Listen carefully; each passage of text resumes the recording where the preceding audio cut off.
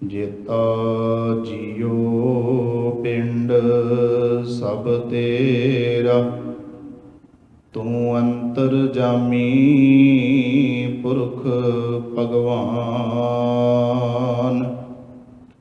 ਦਾਸਨ ਦਾਸ ਕਹੈ ਜਨ ਨਾਨਕ, ਜੇਹਾ ਤੂੰ ਕਰਾਹੇ ਤੇਹਾ ਹੋਂ ਕਰੀ ਵਖਿਆਨ। ਸਤਨਾਮ ਧੰਨ ਵਾਹਿਗੁਰੂ ਸਾਹਿਬ ਜੀਓ। ਮਹੱਲਾ ਪਹਿਲਾ। ਮੁਆ ਪਿਆਰ ਪ੍ਰੀਤ ਮੁਈ, ਮੁਆ ਬੈਰ ਵਾਦੀ। ਵਨ ਗਿਆ ਰੂਪ ਵਿਣਸਿਆ, ਦੁਖੀ ਦੇਹ ਰੁਲੀ। ਮੁਆ ਪਿਆਰ ਪ੍ਰੀਤ ਮੁਈ, ਮੁਆ ਵੈਰ ਵਾਦੀ। ਵਨ ਗਿਆ ਰੂਪ ਵਿਣਸਿਆ, ਦੁਖੀ ਦੇਹ ਰੁਲੀ। ਕਿੱਥੋਂ ਆਇਆ ਕਹਿ ਗਿਆ, ਕਿਹੋ ਨਾਸੀਓ ਕਿਹੋ ਸੀ। ਮਨ ਮੁਖ ਗੱਲਾਂ ਗੋਈਆਂ, ਕੀਤਾ ਚਾਉ ਰਲੀ। ਨਾਨਕ ਸੱਚੇ ਨਾਮ ਬਿਨ, ਸਿਰ ਖੁਰ ਪਤ ਪਾਟੀ। ਮਨ ਮੁਖ ਗੱਲਾਂ ਗੋਈਆਂ, ਕੀਤਾ ਚਾਉ ਰਲੀ। ਨਾਨਕ ਸੱਚੇ ਨਾਮ ਬਿਨ, ਸਿਰ ਖੁਰ ਪਤ ਪਾਟੀ। ਵਾਹਿਗੁਰੂ ਜੀ ਕਾ ਖਾਲਸਾ, ਵਾਹਿਗੁਰੂ ਜੀ ਕੀ ਫਤਿਹ। ਜੁਗਹੁ ਜੁਗ ਅਟਲ ਧੰਨ ਧੰਨ ਸਤਿਗੁਰੂ ਸ੍ਰੀ ਗੁਰੂ ਗ੍ਰੰਥ ਸਾਹਿਬ ਮਹਾਰਾਜ ਜੀ ਦੀ ਪਾਵਨ ਪਵਿੱਤਰ ਹਜ਼ੂਰੀ ਅੰਦਰ ਸੁਭਾਏਮਾਨ ਗੁਰੂ ਸਵਾਰੇ ਸਤ ਸੰਗੀ ਜਨੋ। ਧੰਨ ਸ੍ਰੀ ਗੁਰੂ ਗ੍ਰੰਥ ਸਾਹਿਬ ਮਹਾਰਾਜ ਜੀ ਦੀ ਰਹਿਮਤ ਬਖਸ਼ਿਸ਼ ਹੋਈ ਹੈ। ਵਡ ਭਾਗੀ ਹਰ ਸੰਗਤ ਪਾਵੈ, ਭਾਗਹੀਨ ਭ੍ਰਮ ਚੋਟਾਂ ਖਾਵੈ।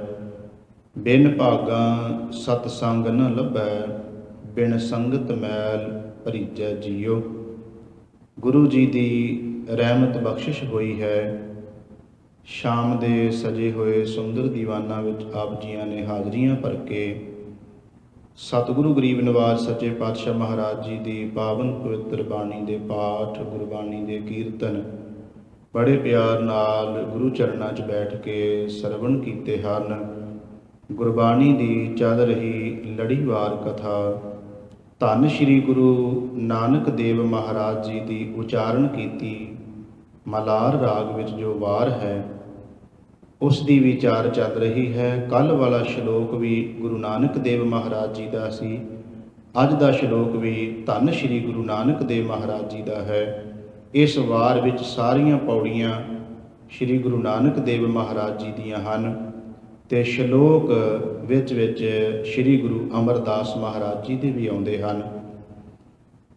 ਅੱਜ ਦਾ ਜੋ ਪਾਵਨ ਪਵਿੱਤਰ ਸ਼ਲੋਕ ਦਾ ਪਾਠ ਆਪ ਜੀਆਂ ਨੇ ਸਰਵਣ ਕੀਤਾ ਹੈ, ਧੰਨ ਸ਼੍ਰੀ ਗੁਰੂ ਨਾਨਕ ਦੇਵ ਮਹਾਰਾਜ ਜੀ ਆਪ ਹੀ ਮਤ ਬੁੱਧ ਬਖਸ਼ਿਸ਼ ਕਰਕੇ ਗੁਰਮਤਿ ਦੀ ਰੌਸ਼ਨੀ ਵਿੱਚ ਇਸ ਪਾਵਨ ਪਵਿੱਤਰ ਸ਼ਬਦ ਦੀ ਵਿਚਾਰ ਸਤਿਗੁਰੂ ਜੀ ਕਰਵਾ ਲੈਣ। ਆਓ ਸਾਧ ਸੰਗਤ ਗੁਰੂ ਮਹਾਰਾਜ ਜੀ ਤੋਂ ਮਨ ਦਾ ਟਿਕਾਓ ਇਕਾਗਰਤਾ ਦੀ ਦਾਤ ਪ੍ਰਾਪਤ ਕਰਨ ਲਈ ਮਿਲ ਕੇ ਸਾਰੇ ਉਚਾਰਨ ਕਰੀਏ ਜੀ। ਸਤਨਾਮ ਸ਼੍ਰੀ ਵਾਹਿਗੁਰੂ ਜੀ। ਸਤਨਾਮ ਸ਼੍ਰੀ ਵਾਹਿਗੁਰੂ ਜੀ। ਧੰਨ ਸ਼੍ਰੀ ਗੁਰੂ ਨਾਨਕ ਦੇਵ ਮਹਾਰਾਜ ਜੀ ਅੱਜ ਦੇ ਸ਼ਲੋਕ ਵਿੱਚ ਜੋ ਬਖਸ਼ਿਸ਼ ਕਰ ਰਹੇ ਹਨ, ਕੁਝ ਵਿਦਵਾਨਾਂ ਦੀ ਰਾਏ ਹੈ ਇਹ ਜਿਹੜੇ ਸ਼ਲੋਕ ਗੁਰੂ ਮਹਾਰਾਜ ਜੀ ਨੇ ਉਚਾਰਨ ਕੀਤੇ ਨੇ, ਅਹਿਮਦਾਬਾਦ ਜੋ ਬਾਬਰ ਨੇ ਹਮਲਾ ਕੀਤਾ, ਗੁਰੂ ਨਾਨਕ ਦੇਵ ਮਹਾਰਾਜ ਜੀ ਨੇ ਸਾਰਾ ਕੁਝ ਆਪਣੀਆਂ ਅੱਖਾਂ ਨਾਲ ਤੱਕਿਆ।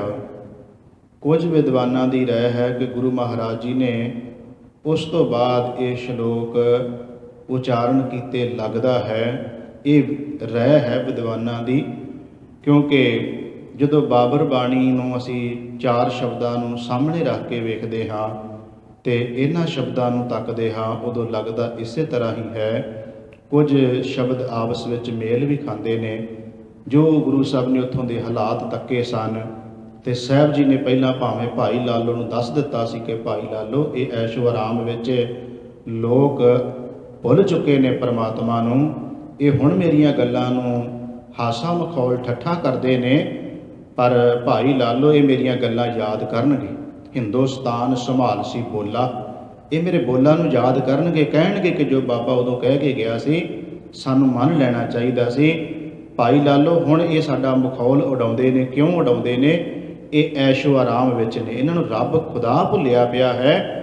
ਤੇ ਜਦੋਂ ਰੱਬ ਖੁਦਾ ਕਿਸੇ ਨੂੰ ਭੁੱਲ ਜਾਂਦਾ, ਫਿਰ ਕੁਦਰਤੀ ਗੱਲ ਹੈ ਕਿ ਉਹਦੇ ਨਿਯਮ ਬਣੇ ਦੇ ਮੁਤਾਬਕ ਫਿਰ ਜੀਵ ਜਦੋਂ ਇਹ ਦੁੱਖ ਭੋਗਦਾ ਹੈ ਫਿਰ ਉਹਨੂੰ ਖੁਦਾ ਅੱਲਾ ਯਾਦ ਆਉਂਦਾ ਹੈ। ਭਾਈ ਲਾਲੋ ਇਹ ਲੋਕ ਫਿਰ ਉਸ ਟਾਈਮ ਤੇ ਮਾਰਨਗੇ ਆਵਾਜ਼ਾਂ, ਕੋਈ ਰਾਮ ਨੂੰ ਮਾਰੇਗਾ, ਕੋਈ ਅੱਲਾ ਨੂੰ ਮਾਰੇਗਾ, ਕੋਈ ਖੁਦਾ ਦਾ ਨਾਂ ਲੈ ਲੈ ਕੇ ਲੋਕੀ ਆਵਾਜ਼ਾਂ ਮਾਰਨਗੇ, ਪਰ ਨਹੀਂ ਇਹਨਾਂ ਦੀ ਉਦੋਂ ਸੁਣੀ ਜਾਣੀ।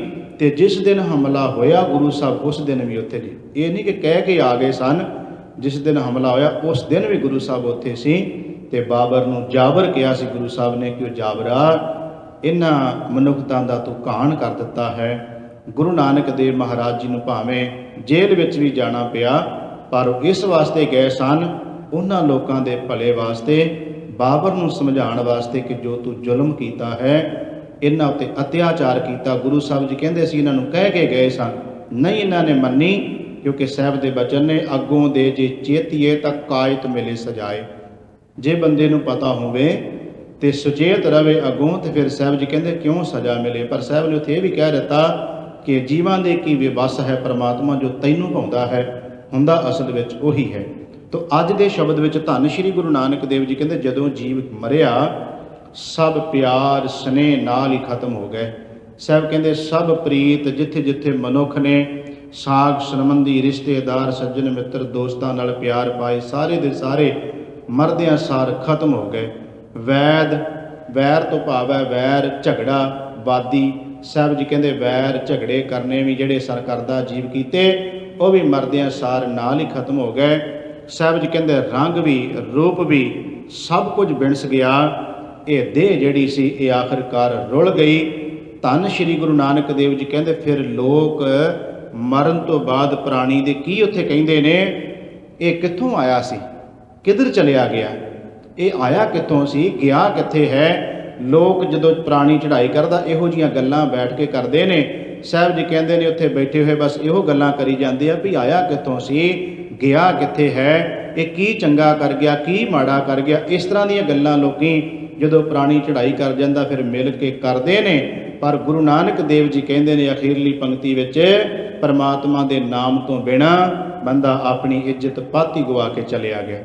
ਆਓ ਸਤਿਗੁਰੂ ਗ੍ਰੰਥ ਸਾਹਿਬ ਜੀ ਦੀ ਪਾਵਨ ਪਵਿੱਤਰ ਬਾਣੀ ਵਿੱਚੋਂ ਅਸੀਂ ਇਸ ਸੰਬੰਧੀ ਜਿਵੇਂ ਕੱਲ੍ਹ ਵੀ ਵਿਚਾਰਾਂ ਕੀਤੀਆਂ ਸਨ, ਕਿਉਂਕਿ ਕੱਲ੍ਹ ਦਾ ਸ਼ਬਦ ਵੀ ਇਸੇ ਹੀ ਸੰਬੰਧ ਵਿੱਚ ਸੀ ਕਿ ਦਿਨ ਰਾਤ ਕਰਕੇ ਜਿਵੇਂ ਉਮਰ ਘਟਦੀ ਜਾਂਦੀ ਹੈ ਤੇ ਬੰਦੇ ਦਾ ਸਮਾਂ ਨੇੜੇ ਆਉਂਦਾ ਜਾਂਦਾ, ਪਰ ਇਹਨੂੰ ਯਾਦ ਨਹੀਂ ਹੈ। ਸਤਿਗੁਰੂ ਗਰੀਬ ਨਿਵਾਸ ਸੱਚੇ ਪਾਤਸ਼ਾਹ ਮਹਾਰਾਜ ਜੀ ਦੀ ਪਾਵਨ ਪਵਿੱਤਰ ਬਾਣੀ ਦੇ ਬੋਲ ਨੇ। ਸਾਹਿਬ ਜੀ ਕਹਿੰਦੇ ਜਿਵੇਂ ਪੰਛੀ ਦਰਖਤ ਦੇ ਉੱਤੇ ਆ ਕੇ ਬੈਠਦੇ ਨੇ, ਸ਼ਾਮ ਦਾ ਵਕਤ ਹੁੰਦਾ, ਸਾਰੇ ਪੰਛੀ ਆ ਕੇ ਦਰਖਤ 'ਤੇ ਬੈਠ ਜਾਂਦੇ ਨੇ।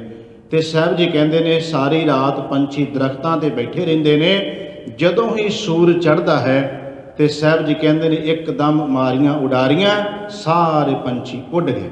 ਸਾਹਿਬ ਨੇ ਉੱਥੇ ਜੀਵ ਆਤਮਾ ਦੀ ਗੱਲ ਕੀਤੀ ਹੈ। ਸਾਹਿਬ ਜੀ ਕਹਿੰਦੇ ਜੀਵ ਆਤਮਾ ਇਹ ਸਰੀਰ ਇਸ ਜਗਤ ਸੰਸਾਰ ਤੇ ਆਇਆ, ਜਦੋਂ ਮੌਤ ਦਾ ਸੱਦਾ ਆਇਆ ਤੇ ਸਾਹਿਬ ਜੀ ਕਹਿੰਦੇ ਜੀਵ ਆਤਮਾ ਉਡਾਰੀ ਮਾਰ ਗਈ। ਬਿਰਖੇ ਹੇਠ ਸਭ ਜੰਤ ਇਕੱਠੇ, ਇੱਕ ਤੱਤੇ ਇੱਕ ਬੋਲਣ ਮਿੱਠੇ, ਅਸਤ ਅਦੋਤ ਭਇਆ ਉੱਠ ਚੱਲੇ, ਜਿਉਂ ਜਿਉਂ ਔਦ ਵਿਹਾਣੀਆਂ। ਸਾਹਿਬ ਜੀ ਕਹਿੰਦੇ ਬਿਰਖੇ ਹੇਠ ਦਾ ਭਾਵ ਬਿਰਖ ਬ੍ਰਿਸ਼, ਉੱਥੇ ਸਾਰੇ ਪੰਛੀ ਆ ਕੇ ਬੈਠੇ, ਇੱਕ ਤੱਤੇ ਇੱਕ ਬੋਲਣ ਮਿੱਠੇ। ਫਿਰ ਤਰ੍ਹਾਂ ਤਰ੍ਹਾਂ ਦੇ ਪੰਛੀਆਂ ਦੀਆਂ ਆਵਾਜ਼ਾਂ ਨੇ, ਕਿਸੇ ਦੀ ਆਵਾਜ਼ ਮਨ ਨੂੰ ਭਾਉਂਦੀ ਹੈ, ਕਿਸੇ ਦੀ ਨਹੀਂ ਭਾਉਂਦੀ। ਕੋਇਲ ਬੋਲਦੀ ਹੋਵੇ ਤੇ ਉਹਦੀ ਆਵਾਜ਼ ਮਨ ਨੂੰ ਭਾਉਂਦੀ ਹੈ, ਕੋਈ ਹੋਰ ਬੋਲੇ ਤੇ ਉਹਦੀ ਆਵਾਜ਼ ਮਨ ਨੂੰ ਜਾਨਵਰ ਦੀ ਨਹੀਂ ਭਾਉਂਦੀ। ਗੱਲ ਇੱਥੇ ਵੀ ਬੰਦਿਆਂ ਦੀ ਹੈ। ਸਾਹਿਬ ਜੀ ਕਹਿੰਦੇ ਨੇ ਤਰ੍ਹਾਂ ਤਰ੍ਹਾਂ ਦੇ ਸੁਭਾਅ ਹੁੰਦੇ ਨੇ ਜੀਵਾਂ ਦੇ, ਕਿਸੇ ਦਾ ਗਰਮ ਸੁਭਾਅ, ਕਿਸੇ ਦਾ ਠੰਡਾ ਸੁਭਾਅ, ਕਿਸੇ ਦਾ ਕਾਲਾ ਸੁਭਾਅ, ਕਿਸੇ ਦਾ ਧੀਰਜ ਵਾਲਾ ਸੁਭਾਅ। ਸਾਹਿਬ ਜੀ ਕਹਿੰਦੇ ਪਰ ਇਸ ਸੰਸਾਰ ਰੂਪੀ ਬ੍ਰਿਸ਼ ਤੇ ਆਏ ਨੇ ਜੀਵ ਬੈਠੇ, ਜਦੋਂ ਹੀ ਮੌਤ ਦਾ ਸੁਨੇਹਾ ਆਇਆ, ਅਸਤ ਅਦੋਤ ਭਾਵ ਕਿ ਸੂਰਜ ਉਦੇ ਹੋਇਆ, ਭਇਆ ਉੱਠ ਚੱਲੇ, ਜਿਉਂ ਜਿਉਂ ਔਦ ਵਿਹਾਣੀਆਂ। ਸਾਹਿਬ ਕਹਿੰਦੇ ਜਿਵੇਂ ਜਿਵੇਂ ਕਿਸੇ ਦੀ ਉਮਰ ਖਤਮ ਹੁੰਦੀ ਗਈ ਤਿਵੇਂ ਤਿਵੇਂ ਜੀਵ ਤੁਰਿਆ ਜਾਂਦਾ। ਸਤਿਗੁਰੂ ਗਰੀਬ ਨਵਾਜ ਪਾਤਸ਼ਾਹ ਮਹਾਰਾਜ ਜੀ ਹੋਰ ਪ੍ਰਮਾਣ ਦਿੰਦੇ ਨੇ। ਸਾਹਿਬ ਜੀ ਕਹਿੰਦੇ ਨੇ ਜਿਸ ਤਰ੍ਹਾਂ ਗਵਾਲੇ ਗਊਆਂ ਚਾਰਨ ਵਾਲੇ ਉਹ ਚਰਾਂਦਾਂ ਵਿੱਚ ਜਾਂਦੇ ਨੇ ਗਊਆਂ ਚਾਰਨ ਵਾਸਤੇ, ਧੰਨ ਸ਼੍ਰੀ ਗੁਰੂ ਨਾਨਕ ਦੇਵ ਸੱਚੇ ਪਾਤਸ਼ਾਹ ਮਹਾਰਾਜ ਜੀ ਕਹਿੰਦੇ ਨੇ ਉਸ ਜਗ੍ਹਾ ਨਾਲ ਉਹਨਾਂ ਦਾ ਕੋਈ ਸਨੇਹ ਨਹੀਂ ਹੁੰਦਾ, ਉਸ ਜਗ੍ਹਾ ਨਾਲ ਕੋਈ ਪਿਆਰ ਨਹੀਂ ਹੁੰਦਾ। ਆਪਣੀਆਂ ਗਾਵਾਂ ਲੈ ਕੇ ਜਾਂਦੇ ਨੇ, ਚਾਰਦੇ ਨੇ, ਵਾਪਸ ਆ ਜਾਂਦੇ ਨੇ। ਸਾਹਿਬ ਉੱਥੇ ਵੀ ਗੱਲ ਜੀਵ ਦੀ ਕੀਤੀ ਹੈ। ਸਾਹਿਬ ਜੀ ਕਹਿੰਦੇ ਜੈਸੇ ਗੋਇਲ ਗੋਇਲੀ ਤੈਸੇ ਸੰਸਾਰਾ, ਇਹ ਸੰਸਾਰ ਵੀ ਇਸੇ ਤਰ੍ਹਾਂ ਹੀ ਹੈ। ਸਾਹਿਬ ਜੀ ਕਹਿੰਦੇ ਨੇ ਕੂੜ ਕਮਾਵੈ ਆਦਮੀ ਬਾਂਧੈ ਘਰ ਬਾਰਾ, ਇਹ ਜੀਵ ਤੋਂ ਸਾਰੀ ਜ਼ਿੰਦਗੀ ਕੂੜ ਕਮਾਈ ਕਰੀ ਗਿਆ ਤੇ ਆਪਣਾ ਘਰ ਜਿਹੜਾ ਸੀ ਸਾਹਿਬ ਜੀ ਕਹਿੰਦੇ ਬਾਂਧੈ ਘਰ ਬਾਰਾ, ਘਰ ਦੇ ਵਿੱਚ ਹੀ ਭਾਵ ਕਿ ਇੱਥੇ ਰਹਿਣ ਵਾਸਤੇ ਤੂੰ ਸਦਾ ਵਾਸਤੇ ਕੂੜ ਕਮਾ ਕਮਾ ਕੇ ਪਾਪ ਕਰ ਕਰਕੇ ਧਨ ਸੰਚੀ ਗਿਆ, ਪਦਾਰਥ ਸੰਚੀ ਗਿਆ, ਇਕੱਤਰ ਕਰੀ ਗਿਆ। ਪਰ ਸਤਿਗੁਰੂ ਗਰੀਬ ਨਵਾਜ ਪਾਤਸ਼ਾਹ ਕਹਿੰਦੇ ਤੈਨੂੰ ਪਤਾ ਹੀ ਨਹੀਂ ਕਿ ਜਾਗੋ ਜਾਗੋ ਸੁਤਿਓ ਚੱਲਿਆ ਵਣਜਾਰਾ। ਭਈ ਜਾਗੋ, ਇੱਥੇ ਜਾਗੋ ਦਾ ਅਰਥ ਹੈ ਮਨ ਕਰਕੇ, ਆਤਮਾ ਕਰਕੇ, ਮਨ ਕਰਕੇ ਜੀਵ ਸੁੱਤਾ ਪਿਆ। ਸਾਹਿਬ ਕਹਿੰਦੇ ਜਾਗੋ ਵਣਜਾਰਾ, ਤੁਰਿਆ ਜਾ ਰਿਹਾ। ਭਈ ਤੁਰਦੇ ਜਾਂਦੇ ਤੇਰੇ ਸਾਹਮਣੇ ਤੂੰ ਵੀ ਤੁਰ ਜਾਣਾ ਹੈ। ਸਾਹਿਬ ਜੀ ਕਹਿੰਦੇ ਨੇ ਉਹੀ ਉਹੀ ਕਿਆ ਕਰੋ ਹੈ ਹੋਸੀ ਸੋਈ। ਫਿਰ ਕੀ ਕਰਦੇ ਨੇ ਲੋਕੀ ਜਦੋਂ ਪ੍ਰਾਣੀ ਮਰ ਜਾਂਦਾ, ਹਾਏ ਹਾਏ ਕਰਦੇ। ਉਹੀ ਉਹੀ ਦਾ ਅਰਥ ਜੋ ਕੀਤਾ ਹੈ ਹਾਏ ਹਾਏ ਕਰਦੇ ਨੇ ਲੋਕ। ਉਹੀ ਉਹੀ ਕਿਆ ਕਰੋ ਹੈ ਹੋਸੀ ਸੋਈ। ਸਾਹਿਬ ਜੀ ਕਹਿੰਦੇ ਤੁਮ ਰੋਵੋਗੇ ਉਸ ਨੂੰ ਤੁਮ ਕੋ ਕੌਣ ਰੋਈ। ਵੀ ਜਿਨ੍ਹਾਂ ਨੂੰ ਤੁਸੀਂ ਰੋਂਦੇ ਹੋ ਆਖਰ ਤੇ ਤੁਹਾਨੂੰ ਵੀ ਫਿਰ ਰੋਣ ਧੋਣ ਕਿਸੇ ਨੇ ਬਾਅਦ ਵਿੱਚ ਕਰਨਾ। ਇੱਥੇ ਸਾਹਿਬ ਨੇ ਇੱਕ ਬਚਨ ਕੀਤਾ। ਸਾਹਿਬ ਜੀ ਕਹਿੰਦੇ ਧੰਦਾ ਪਿੱਟੋ ਭਾਈਓ ਤੁਮ ਕੂੜ ਕਮਾਵੋ। ਸਾਹਿਬ ਜੀ ਕਹਿੰਦੇ ਪਿੱਟ ਸਿਆਪੇ ਜਿਹੜੇ ਕਰਨੇ ਨੇ, ਧੰਨ ਗੁਰੂ ਨਾਨਕ ਦੇਵ ਸੱਚੇ ਪਾਤਸ਼ਾਹ ਮਹਾਰਾਜ ਜੀ ਕਹਿੰਦੇ ਇਹ ਕੂੜੇ ਨੇ, ਭਾਵ ਕਿ ਇਹਨਾਂ ਦਾ ਕੋਈ ਲਾਭ ਨਹੀਂ ਹੈ। ਸਾਹਿਬ ਜੀ ਕਹਿੰਦੇ ਨੇ ਉਹ ਨਾ ਸੁਣਾਈ ਕਤ ਹੀ ਤੁਮ ਲੋਕ ਸੁਣਾਵੋ। ਵੀ ਜਿਹਨੂੰ ਤੁਸੀਂ ਰੋਂਦੇ ਪਏ ਉਹ ਥੋੜਾ ਸੁਣਦਾ ਪਿਆ, ਇਹ ਤਾਂ ਤੁਸੀਂ ਲੋਕਾਂ ਨੂੰ ਸੁਣਾ ਰਹੇ, ਉਹਨੂੰ ਵਿਚਾਰੇ ਨੂੰ ਤਾਂ ਇਸ ਗੱਲ ਦਾ ਪਤਾ ਹੀ ਨਹੀਂ ਹੈ ਕਿ ਕੋਈ ਰੋ ਰਿਹਾ ਕਿ ਨਹੀਂ ਰੋ ਰਿਹਾ। ਅੱਜ ਮੈਂ ਥੋੜ੍ਹੀ ਜਿਹੀ ਵਿਚਾਰ ਤੁਹਾਡੇ ਨਾਲ ਮ੍ਰਿਤਕ ਸੰਸਕਾਰ ਦੇ ਸੰਬੰਧ ਵਿੱਚ ਕਰਨੀ ਹੈ, ਕਿਉਂਕਿ ਸ਼ਬਦ ਕੱਲ੍ਹ ਵਾਲਾ ਤੇ ਅੱਜ ਵਾਲਾ ਇੱਕ ਹੀ ਸ਼ਬਦ ਹੈ, ਭਾਵ ਕਿ ਵਿਚਾਰ ਦੋਨਾਂ ਦੀ ਇੱਕੋ ਹੀ ਹੈ। ਪ੍ਰਮਾਣ ਕੁਝ ਕੱਲ੍ਹ ਵਾਲੇ ਵੀ ਕੁਝ ਅੱਜ ਵਾਲੇ ਨਵੇਂ ਹੋਣਗੇ ਪ੍ਰਮਾਣ, ਪਰ ਮੈਂ ਨਾਲ ਨਾਲ ਥੋੜ੍ਹਾ ਜਿਹਾ ਮ੍ਰਿਤਕ ਸੰਸਕਾਰ ਦੀ ਗੱਲ ਜ਼ਰੂਰ ਕਰਨੀ ਚਾਹਾਂਗਾ, ਕਿਉਂਕਿ ਇਸ ਕਰਕੇ ਅਸੀਂ ਲੰਮਾ ਸਮਾਂ ਜਿਹੜਾ ਇਤਿਹਾਸ ਸੁਣਦੇ ਰਹੇ, ਪੜ੍ਹਦੇ ਰਹੇ, ਉਹਦੇ ਮੁਤਾਬਕ ਹੀ ਸੰਸਕਾਰ ਸਿੱਖ ਧਰਮ ਦੇ ਅੰਦਰ ਵੀ ਅਜੇ ਵੀ ਮ੍ਰਿਤਕ ਸੰਸਕਾਰ ਲਗਭਗ ਜਿਹੜੇ ਨੇ ਉਹ ਸਾਡੇ ਹਿੰਦੂ ਧਰਮ ਵਾਲੇ ਹੀ ਹੋ ਰਹੇ ਨੇ। ਜੇ ਮ੍ਰਿਤਕ ਨਾ ਕਹਿ ਲਵਾਂ ਤੇ ਉਹ ਕਹਿਣਾ ਜਨਮ ਸੰਸਕਾਰ ਹੋਵੇ, ਭਾਵੇਂ ਆਨੰਦ ਸੰਸਕਾਰ ਹੋਵੇ, ਭਾਵੇਂ ਮ੍ਰਿਤਕ ਹੋਵੇ, ਸਾਰੇ ਹਿੰਦੂ ਰੀਤੀ ਮੁਤਾਬਕ ਹੀ ਸਾਡੇ ਹੋ ਰਹੇ ਨੇ। ਜਿੱਥੇ ਗੁਰੂ ਮਹਾਰਾਜ ਦੀ ਕਿਰਪਾ ਉੱਥੇ ਛੱਡ ਕੇ ਬਾਕੀ ਸਭ ਹਿੰਦੂ ਧਰਮ ਦੇ ਮੁਤਾਬਕ। ਕਿਵੇਂ ਤੁਹਾਨੂੰ ਆਪੇ ਪਤਾ ਚੱਲ ਜਾਏਗਾ ਕਿ ਸਿੱਖ ਰਹਿਤ ਮਰਜ਼ਾਦਾ ਜਿਹੜੀ ਹੈ ਉਹਦੇ ਵਿੱਚ ਬੜਾ ਸਪਸ਼ਟ ਲਿਖਿਆ ਵੀ ਜਦੋਂ ਬੰਦਾ ਚੜ੍ਹਾਈ ਕਰ ਜਾਵੇ ਉਹ ਜਿਸ ਵੀ ਮੰਜੇ ਤੇ ਹੋਵੇ ਉਹਨੂੰ ਥੱਲੇ ਨਹੀਂ ਉਤਾਰਨਾ। ਜਿੱਥੇ ਵੀ ਹੈ ਉੱਥੇ ਬੰਦਾ ਜਿਸ ਮੰਜੇ ਤੇ ਉਹਨੂੰ ਪਿਆ ਰਹਿਣ ਦੇਣਾ, ਉਹ ਥੱਲੇ ਨਹੀਂ ਉਤਾਰਨਾ। ਪਰ ਤੁਸੀਂ ਦੇਖੋ ਵੀ ਐਸਾ ਹੋ ਰਿਹਾ ਕਿ ਨਹੀਂ, ਨਾਲ ਨਾਲ ਦੇਖੀ ਚੱਲਣਾ। ਫਿਰ ਉਹਦੇ 'ਚ ਇਹ ਲਿਖਿਆ ਹੈ ਕਿ ਉਸ ਜੀਵ ਦੇ ਲਾਗੇ ਰੋਣਾ ਧੋਣਾ ਨਹੀਂ ਹੈ, ਗੁਰਬਾਣੀ ਦਾ ਪਾਠ ਕਰਨਾ ਜਾਂ ਵਾਹਿਗੁਰੂ ਦਾ ਜਾਪ ਕਰਨਾ ਹੈ। ਉਸ ਤੋਂ ਬਾਅਦ ਇਹ ਲਿਖਿਆ ਹੋਇਆ ਹੈ ਕਿ ਉਸ ਪ੍ਰਾਣੀ ਦਾ ਇਸ਼ਨਾਨ ਕਰਵਾ ਕੇ ਸਵਸਤ ਬਸਤਰ ਨੂੰ ਪਵਾ ਕੇ ਕਕਾਰ ਉਹਦੇ ਜੁਦਾ ਨਾ ਕੀਤੇ ਜਾਣ। ਫਿਰ ਉਹਨੂੰ ਤਖਤੇ ਤੇ ਪਾ ਕੇ ਚਲਾਣੇ ਦਾ ਅਰਦਾਸਾ ਸੋਧਿਆ ਜਾਵੇ। ਉਸ ਤੋਂ ਬਾਅਦ ਸ਼ਮਸ਼ਾਨ ਘਾਟ ਲਿਜਾ ਕੇ ਚਿਖਾ ਚਿਣੀ ਦੇ ਉੱਤੇ ਰੱਖ ਕੇ ਫਿਰ ਅੰਗੀਠੇ ਨੂੰ ਅੱਗ ਲਾਉਣ ਦੀ ਅਰਦਾਸ ਕੀਤੀ ਜਾਵੇ। ਉਸ ਤੋਂ ਬਾਅਦ ਜਦੋਂ ਅੱਧਾ ਕੁ ਅੰਗੀਠਾ ਬਲ ਜਾਵੇ ਫਿਰ ਸੋਹਿਲਾ ਸਾਹਿਬ ਦਾ ਪਾਠ ਕਰਕੇ ਅਰਦਾਸ ਕੀਤੀ ਜਾਵੇ। ਇਸ ਤੋਂ ਬਾਅਦ ਸਾਰਾ ਪਰਿਵਾਰ ਘਰੇ ਆਵੇ, ਚਾਹੇ ਗੁਰਦੁਆਰੇ, ਉੱਥੇ ਆ ਕੇ ਪਾਠ ਰਖਾਵੇ ਤੇ ਦਸਵੇਂ ਤੇ ਭੋਗ ਪਾਇਆ ਜਾਵੇ। ਤਾਂ ਨਾਲ ਇੱਕ ਸ਼ਬਦ ਲਿਖ ਦਿੱਤਾ ਕਿ ਜੇ ਦਿਨ ਵੱਧ ਘੱਟ ਵੀ ਕਰਨੇ ਪੈਣ ਤੇ ਕੋਈ ਸ਼ੰਕਾ ਨਹੀਂ ਕਰਨਾ ਵੀ 9 ਜਾਂ 10 ਜਾਂ 12 ਜਾਂ 14 ਵੀ ਹੋ ਜਾਣ, ਇਹ ਕੋਈ ਸ਼ੰਕਾ ਨਹੀਂ ਕਰਨਾ। ਤੇ ਦਸਵੇਂ ਤੋਂ ਭੋਗ ਤੋਂ ਬਾਅਦ ਕੋਈ ਰਸਮ ਵੀ ਬਾਕੀ ਨਹੀਂ ਰਹਿ ਜਾਂਦੀ। ਇਹ ਉਹਦੇ 'ਚ ਲਿਖਿਆ ਰਹਿਤ ਮਰਜ਼ਾਦਾ 'ਚ ਕਿੱਡਾ ਵੇਖੋ ਸਰਲ ਤੇ ਸੌਖੇ ਤਰੀਕੇ ਨਾਲ ਦੱਸਿਆ ਹੈ। ਪਰ ਆਪਾਂ ਕੀ ਕਰ ਰਹੇ ਹਾਂ, ਜਦੋਂ ਪ੍ਰਾਣੀ ਚੜ੍ਹਾਈ ਕਰ ਜਾਂਦਾ ਉਹਦੇ ਵਾਸਤੇ ਉਹਦੇ ਨਾਲ ਕਾਨਾ ਪਾਉਣ ਵਾਸਤੇ ਲੱਭਣ ਤੁਰ ਪੈਂਦੇ ਵੀ ਕਾਨਾ ਲਿਆਓ। ਮੈਂ ਪੰਜਾਬ ਦੀ ਧਰਤੀ ਦੀ ਗੱਲ ਕਰਦਾ, ਇੱਥੇ ਆਪਾਂ ਕੈਨੇਡਾ 'ਚ ਬੈਠੇ ਹੋਏ ਹਾਂ। ਇੱਥੇ ਸਾਡੀ ਮਜਬੂਰੀ ਵੀ ਕਹਿ ਸਕਦੇ ਹਾਂ, ਕਿਉਂਕਿ ਚੀਜ਼ਾਂ ਕਿਉਂਕਿ ਇੱਥੇ ਉਸ ਤਰ੍ਹਾਂ ਦਾ ਸਿਸਟਮ ਨਹੀਂ ਹੈ। ਜੇ ਉੱਦਾਂ ਦਾ ਹੋਵੇ ਤਾਂ ਲੋਕ ਉਹ ਕੁਝ ਕਰਨ ਇੱਥੇ ਵੀ, ਪਰ ਇੱਥੇ ਇਸ ਕਰਕੇ ਨਹੀਂ ਹੋ ਸਕਦਾ ਕਿਉਂਕਿ ਇੱਥੇ ਸੰਸਕਾਰ ਦੇ ਸਿਸਟਮ ਜਿਹੜੇ ਨੇ ਉਹ ਅਲੱਗ ਤਰੀਕੇ ਦੇ ਨੇ, ਤਾਂ ਕਰਕੇ ਸਾਨੂੰ ਉਹਨਾਂ ਦੇ ਮੁਤਾਬਕ ਕਰਨਾ ਪੈਂਦਾ ਹੈ। ਤੋ ਪੰਜਾਬ ਦੀ ਧਰਤੀ ਦੀ ਗੱਲ ਕਰ ਰਹੇ ਹਾਂ, ਉੱਥੇ ਕੀ ਕਰਦੇ ਨੇ, ਕਾਨਾ ਲੱਭਣ ਤੁਰ ਪੈਂਦੇ ਨੇ ਵੀ ਕਾਨਾ ਲਿਆ ਕੇ ਬੰਦੇ ਦੇ ਨਾਲ ਪਾਉਣਾ। ਹੁਣ ਇਹ ਚੀਜ਼ਾਂ ਆਈਆਂ ਕਿੱਥੋਂ ਸਾਰੀਆਂ, ਇਤਿਹਾਸ ਹਿੰਦੂ ਧਰਮ ਦੇ ਗ੍ਰੰਥਾਂ ਦੇ ਮੈਂ ਤੁਹਾਨੂੰ ਹਵਾਲੇ ਦੇਣੇ ਆ ਕਿ ਚੀਜ਼ਾਂ ਕਿੱਥੋਂ ਆਈਆਂ ਨੇ। ਹਿੰਦੂ ਧਰਮ ਦੇ ਗ੍ਰੰਥ ਇਹ ਗੱਲ ਕਹਿੰਦੇ ਨੇ ਕਿ ਇਹ ਬੰਦੇ ਦੇ ਨਾਲ ਕਾਨਾ ਇਸ ਕਰਕੇ ਪਾਉਣਾ ਹੈ, ਜੇ ਤੁਸੀਂ ਕਾਨਾ ਨਹੀਂ ਪਾਉਂਦੇ ਤੇ ਬੰਦਾ ਵੱਧ ਜਾਂਦਾ ਹੈ। ਉਹਨਾਂ ਦੇ ਗ੍ਰੰਥ ਕਹਿੰਦੇ ਆ, ਗੁਰਬਾਣੀ ਨਹੀਂ, ਹਿੰਦੂਆਂ ਦੇ ਗ੍ਰੰਥ ਕਹਿੰਦੇ ਆ ਕਿ ਜੇ ਤੁਸੀਂ ਬੰਦੇ ਦੇ ਨਾਲ ਕਾਨਾ ਨਹੀਂ ਪਾਉਂਦੇ ਤੇ ਬੰਦਾ ਵੱਧ ਜਾਂਦਾ ਹੈ। ਅੱਜ ਤੱਕ ਐਸਾ ਨਾ ਕਦੀ ਹੋਇਆ ਤੇ ਨਾ ਹੋ ਸਕਦਾ ਹੈ। ਇੱਥੇ ਤੁਸੀਂ ਦੇਖ ਲਓ, ਕਈ ਵਾਰ ਹਫ਼ਤਾ ਆਪਾਂ ਦੇਖਦੇ ਹਾਂ ਕਿ ਟਾਈਮ ਨਹੀਂ ਮਿਲਦਾ ਸੰਸਕਾਰ ਦਾ, ਜਾਂ ਪਰਿਵਾਰਾਂ ਨੂੰ ਕਿਸੇ ਨੂੰ ਮੰਗਾਉਣਾ ਹੁੰਦਾ ਇੰਡੀਆ ਤੋਂ, ਜਾਂ ਕੋਈ ਹੋਰ ਮਜਬੂਰੀਆਂ ਹੁੰਦੀਆਂ ਨੇ, ਤੇ ਹਫ਼ਤਾ ਬੰਦਾ ਪਿਆ ਇੱਥੇ ਹਸਪਤਾਲ ਜਾਂ ਕਿਸੇ ਹੋਰ ਮਸ਼ੀਨ ਵਿੱਚ, ਤੇ ਆਪਾਂ ਕਦੀ ਵੇਖਿਆ ਵੀ 6 ਫੁੱਟ ਦਾ ਬੰਦਾ ਹੋਵੇ ਤੇ 8 ਫੁੱਟ ਦਾ ਹੋ ਕੇ ਉੱਥੋਂ ਨਿਕਲਿਆ ਹੋਵੇ? ਐਸਾ ਹੋਇਆ ਹੀ ਨਹੀਂ। ਪੰਜਾਬ ਵੀ ਤੁਸੀਂ ਕਹਿ ਲਓ ਵੀ ਉੱਥੇ ਵੀ ਜੋ 2-4 ਦਿਨ ਉੱਥੇ ਰੱਖਣਾ ਪਵੇ, ਤੇ ਅੱਜ ਤੱਕ ਨਹੀਂ ਐਸਾ ਹੋਇਆ ਵੀ ਬੰਦਾ 5 ਫੁੱਟ ਦਾ ਸੀ ਤੇ ਹਫ਼ਤੇ ਬਾਅਦ ਵੇਖਿਆ ਜਾਂ 2-4 ਦਿਨਾਂ ਬਾਅਦ ਵੇਖਿਆ ਤੇ 5.5 ਫੁੱਟ ਦਾ ਹੋਇਆ ਸੀ। ਐਸਾ ਨਹੀਂ ਹੁੰਦਾ। ਹਾਂ, ਇਹ ਬ੍ਰਾਹਮਣ ਦੀ ਚਲਾਕੀ ਵੇਖੋ ਕਿੱਡੀ ਹੈ, ਕਿਉਂਕਿ ਲੋਕ ਭੋਲੇ ਭਾਲੇ, ਇਹਨਾਂ ਨੂੰ ਪਤਾ ਨਹੀਂ ਅੱਜ ਵਿਗਿਆਨ ਦਾ ਯੁੱਗ, ਅੱਜ ਤਾਂ ਹਰ ਗੱਲ ਸਮਝ ਆ ਜਾਂਦੀ ਹੈ। ਹੁਣ ਜਦੋਂ ਬੰਦਾ ਜਿਉਂਦਾ ਹੈ ਉਦੋਂ, ਤੇ ਜਦੋਂ ਬੰਦਾ ਮਰਦਾ ਕੁਝ ਇੰਚਾਂ ਦਾ ਫਰਕ ਪੈਂਦਾ ਹੈ, ਕਿਉਂਕਿ ਸਾਰਾ ਸਰੀਰ ਉਸ ਵੇਲੇ ਸਾਡਾ ਬਿਲਕੁਲ ਜਿਹੜਾ ਹੈ ਢਿੱਲਾ ਹੋ ਜਾਂਦਾ ਹੈ। ਉਸ ਵੇਲੇ ਥੋੜ੍ਹਾ ਬਹੁਤ ਫਰਕ ਪੈਂਦਾ। ਤੇ ਬ੍ਰਾਹਮਣ ਦੀ ਕਿੱਡੀ ਚਲਾਕੀ ਹੈ, ਉਹਨੇ ਕਿਸੇ ਬੰਦੇ ਨੂੰ ਹੋ ਸਕਦਾ ਕਰਕੇ ਵਿਖਾ ਦਿੱਤਾ ਹੋਵੇ ਵੀ ਵੇਖੋ ਬੰਦਾ ਪਹਿਲਾਂ ਪਈ ਇਹਨੂੰ ਆਪਾਂ ਮਿਣਿਆ ਇੰਨਾ, ਤੇ ਮਰਨ ਤੋਂ ਬਾਅਦ ਵੇਖੋ ਇਹ 2 ਇੰਚੀਆਂ ਵੱਧ ਗਿਆ। ਉੱਥੇ ਚਲਾਕੀ ਕੀ, ਕਿ ਬ੍ਰਾਹਮਣ ਨੇ ਕਾਨਾ ਪਾਉਣ ਦਾ ਵੀ 1 ਰੁਪਈਆ ਲੈਣਾ ਹੈ। ਵੇਖੋ ਮੈਂ ਹੈਰਾਨ ਆ ਬ੍ਰਾਹਮਣਾ ਤੇਰੀ ਚਲਾਕੀ ਦੇ ਉੱਤੇ, ਤੂੰ ਮਰੇ ਬੰਦੇ ਨੂੰ ਵੀ ਨਹੀਂ ਛੱਡਿਆ। ਜਿਉਂਦੇ ਜੀ ਤੇ ਚਲੋ ਤੂੰ ਕੀ ਛੱਡਣਾ ਸੀ ਨਾ ਲੋਕਾਂ ਨੂੰ, ਜਿਉਂਦੇ ਜੀ ਤੇ ਜਿੰਨਾ ਲੁੱਟਿਆ ਤੂੰ, ਲੁੱਟ ਘਸੁੱਟ ਮਚਾਈ, ਤੂੰ ਮਰਨ ਤੋਂ ਬਾਅਦ ਵੀ ਨਹੀਂ ਖਹਿੜਾ ਛੱਡਿਆ ਵੀ ਬੰਦਾ ਮਰ ਗਿਆ, ਮਰਨ ਤੋਂ ਬਾਅਦ ਵੀ ਉਹਨੇ ਆਪਣੀ ਆਮਦਨ ਦਾ ਸਾਧਨ ਵੇਖਿਓ ਕਿਸ ਤਰ੍ਹਾਂ ਲੱਭਦਾ।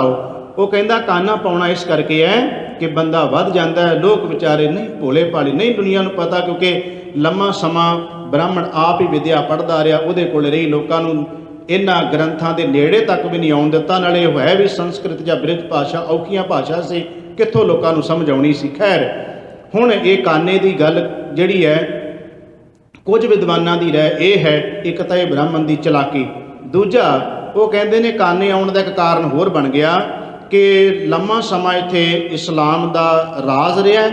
ਇਸਲਾਮ ਧਰਮ ਦੇ ਮੁਤਾਬਕ ਲੋਕਾਂ ਨੂੰ ਸਾਰੇ ਜਿਹੜੇ ਸੰਸਕਾਰ ਕਰਨੇ ਪੈਂਦੇ ਸੀ।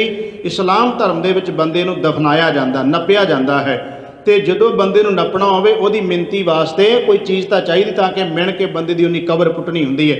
ਇਹ ਤਰੀਕਾ ਸੀ ਵੀ ਬੰਦੇ ਦੀ ਕਬਰ ਪੁੱਟਣ ਵਾਸਤੇ ਇੱਕ ਮਿੰਤੀ ਵਾਸਤੇ ਸੀ ਚੀਜ਼, ਉਹ ਨਾਲ ਬੰਦੇ ਦੇ ਫਿੱਟ ਕਰ ਦਿੱਤੀ ਗਈ। ਇਹ 2 ਚੀਜ਼ਾਂ ਸਾਨੂੰ ਮਿਲਦੀਆਂ ਨੇ ਵਿਦਵਾਨਾਂ ਦੀਆਂ ਰਾਇਆਂ ਵਿੱਚੋਂ, ਉਹਨਾਂ ਦੀਆਂ ਜਿਹੜੀਆਂ ਖੋਜਾਂ ਦੇ ਵਿੱਚੋਂ, ਜੋ ਉਹ ਵਿਦਵਾਨਾਂ ਨੇ ਖੋਜਿਆ ਮੈਂ ਉਹ ਤੁਹਾਡੇ ਸਨਮੁਖ ਰੱਖ ਰਿਹਾ। ਇਸ ਤੋਂ ਅੱਗੇ ਉਹ ਕਹਿੰਦੇ ਨੇ ਕਿ ਜਦੋਂ ਬੰਦਾ ਮਰ ਜਾਵੇ ਤੇ ਕੀ ਕਰਨਾ ਹੈ, ਉਸ ਵੇਲੇ ਉਹਦੇ ਸਿਰਹਾਣੇ ਕਣਕ ਰੱਖਣੀ ਹੈ। ਇਸ ਕਰਕੇ ਰੱਖਣੀ ਹੈ ਕਿ ਜਦੋਂ ਬੰਦੇ ਨੇ ਇੱਥੋਂ ਇਸ ਮਾਤ ਲੋਕ ਨੂੰ ਛੱਡ ਕੇ ਤੇ ਪਰਲੋਕ ਵਿੱਚ ਜਾਣਾ ਹੈ, ਤੇ ਉੱਥੇ ਜਾਣ ਵਾਸਤੇ 360 ਦਿਨ ਬੰਦੇ ਨੂੰ ਲੱਗਣੇ ਨੇ, ਜਾਣ ਵਾਸਤੇ 360 ਦਿਨ, ਤੇ 86,000 ਯੋਜਨ ਦਾ ਪੈਂਡਾ ਉਹਨੇ ਤੈਅ ਕਰਨਾ ਹੈ। 86,000 ਯੋਜਨ ਵੀ ਮਿਥ ਲਿਆ, 360 ਦਿਨ ਵੀ ਮਿਥ ਲਏ ਗਏ, ਭਾਵ ਕਿ 1 ਸਾਲ ਲੱਗ ਜਾਣਾ ਬੰਦੇ ਨੂੰ ਜਾਂਦਿਆਂ। ਤੇ ਫਿਰ ਕਹਿੰਦੇ ਨੇ ਕੀ ਕਰਨਾ, ਉਹਦੇ ਸਿਰਹਾਣੇ ਕਣਕ ਰੱਖੋ ਤਾਂ ਕਿ ਉਸ ਬੰਦੇ ਦਾ ਰਾਸ਼ਨ ਤੁਰ ਜਾਵੇ, ਉਹਦੇ ਨਾਲ ਇਹ ਰੋਟੀ ਉਹਦੀ ਹੈ, ਉਹਦੇ ਵਾਸਤੇ ਤੋਸਾ ਹੈ ਰਸਤੇ ਵਿੱਚ। ਫਿਰ ਦੀਵੇ ਜਗਾਉਣ ਤੋਂ ਭਾਵ ਹੈ ਕਿ ਬੰਦੇ ਨੇ ਜਿਹੜੀ ਰੂਹ ਨੇ ਜਾਣਾ ਹੈ, ਉੱਥੇ ਹਨੇਰਾ ਬੜਾ ਹੈ, ਉਹਨੂੰ ਰੌਸ਼ਨੀ ਚਾਹੀਦੀ ਹੈ। ਇਹ ਦੋ ਚੀਜ਼ਾਂ ਮੈਂ ਤੁਹਾਨੂੰ ਗੁਰਬਾਣੀ ਦੇ ਨਾਲ ਹੀ ਪ੍ਰਮਾਣ ਦੇ ਕੇ ਸਿੱਧ ਕਰਕੇ ਅੱਗੇ ਤੁਰਾਂਗੇ। ਸ਼੍ਰੀ ਗੁਰੂ ਅਰਜਨ ਦੇਵ ਮਹਾਰਾਜ ਨੇ ਦੋਨਾਂ ਚੀਜ਼ਾਂ ਨੂੰ ਰੱਦ ਕਰ ਦਿੱਤਾ। ਸਾਹਿਬ ਜੀ ਕਹਿੰਦੇ ਜਹ ਪੈਂਡੇ ਮਾਂ ਅੰਧ ਗੁਬਾਰਾ, ਹਰ ਕਾ ਨਾਮ ਸਾਂਗ ਉਜਿਆਰਾ। ਇਹ ਤਾਂ ਪਹਿਲੀ ਪੰਕਤੀ ਵਿੱਚ ਰੱਦ ਹੋ ਗਈ ਨਾ ਗੱਲ।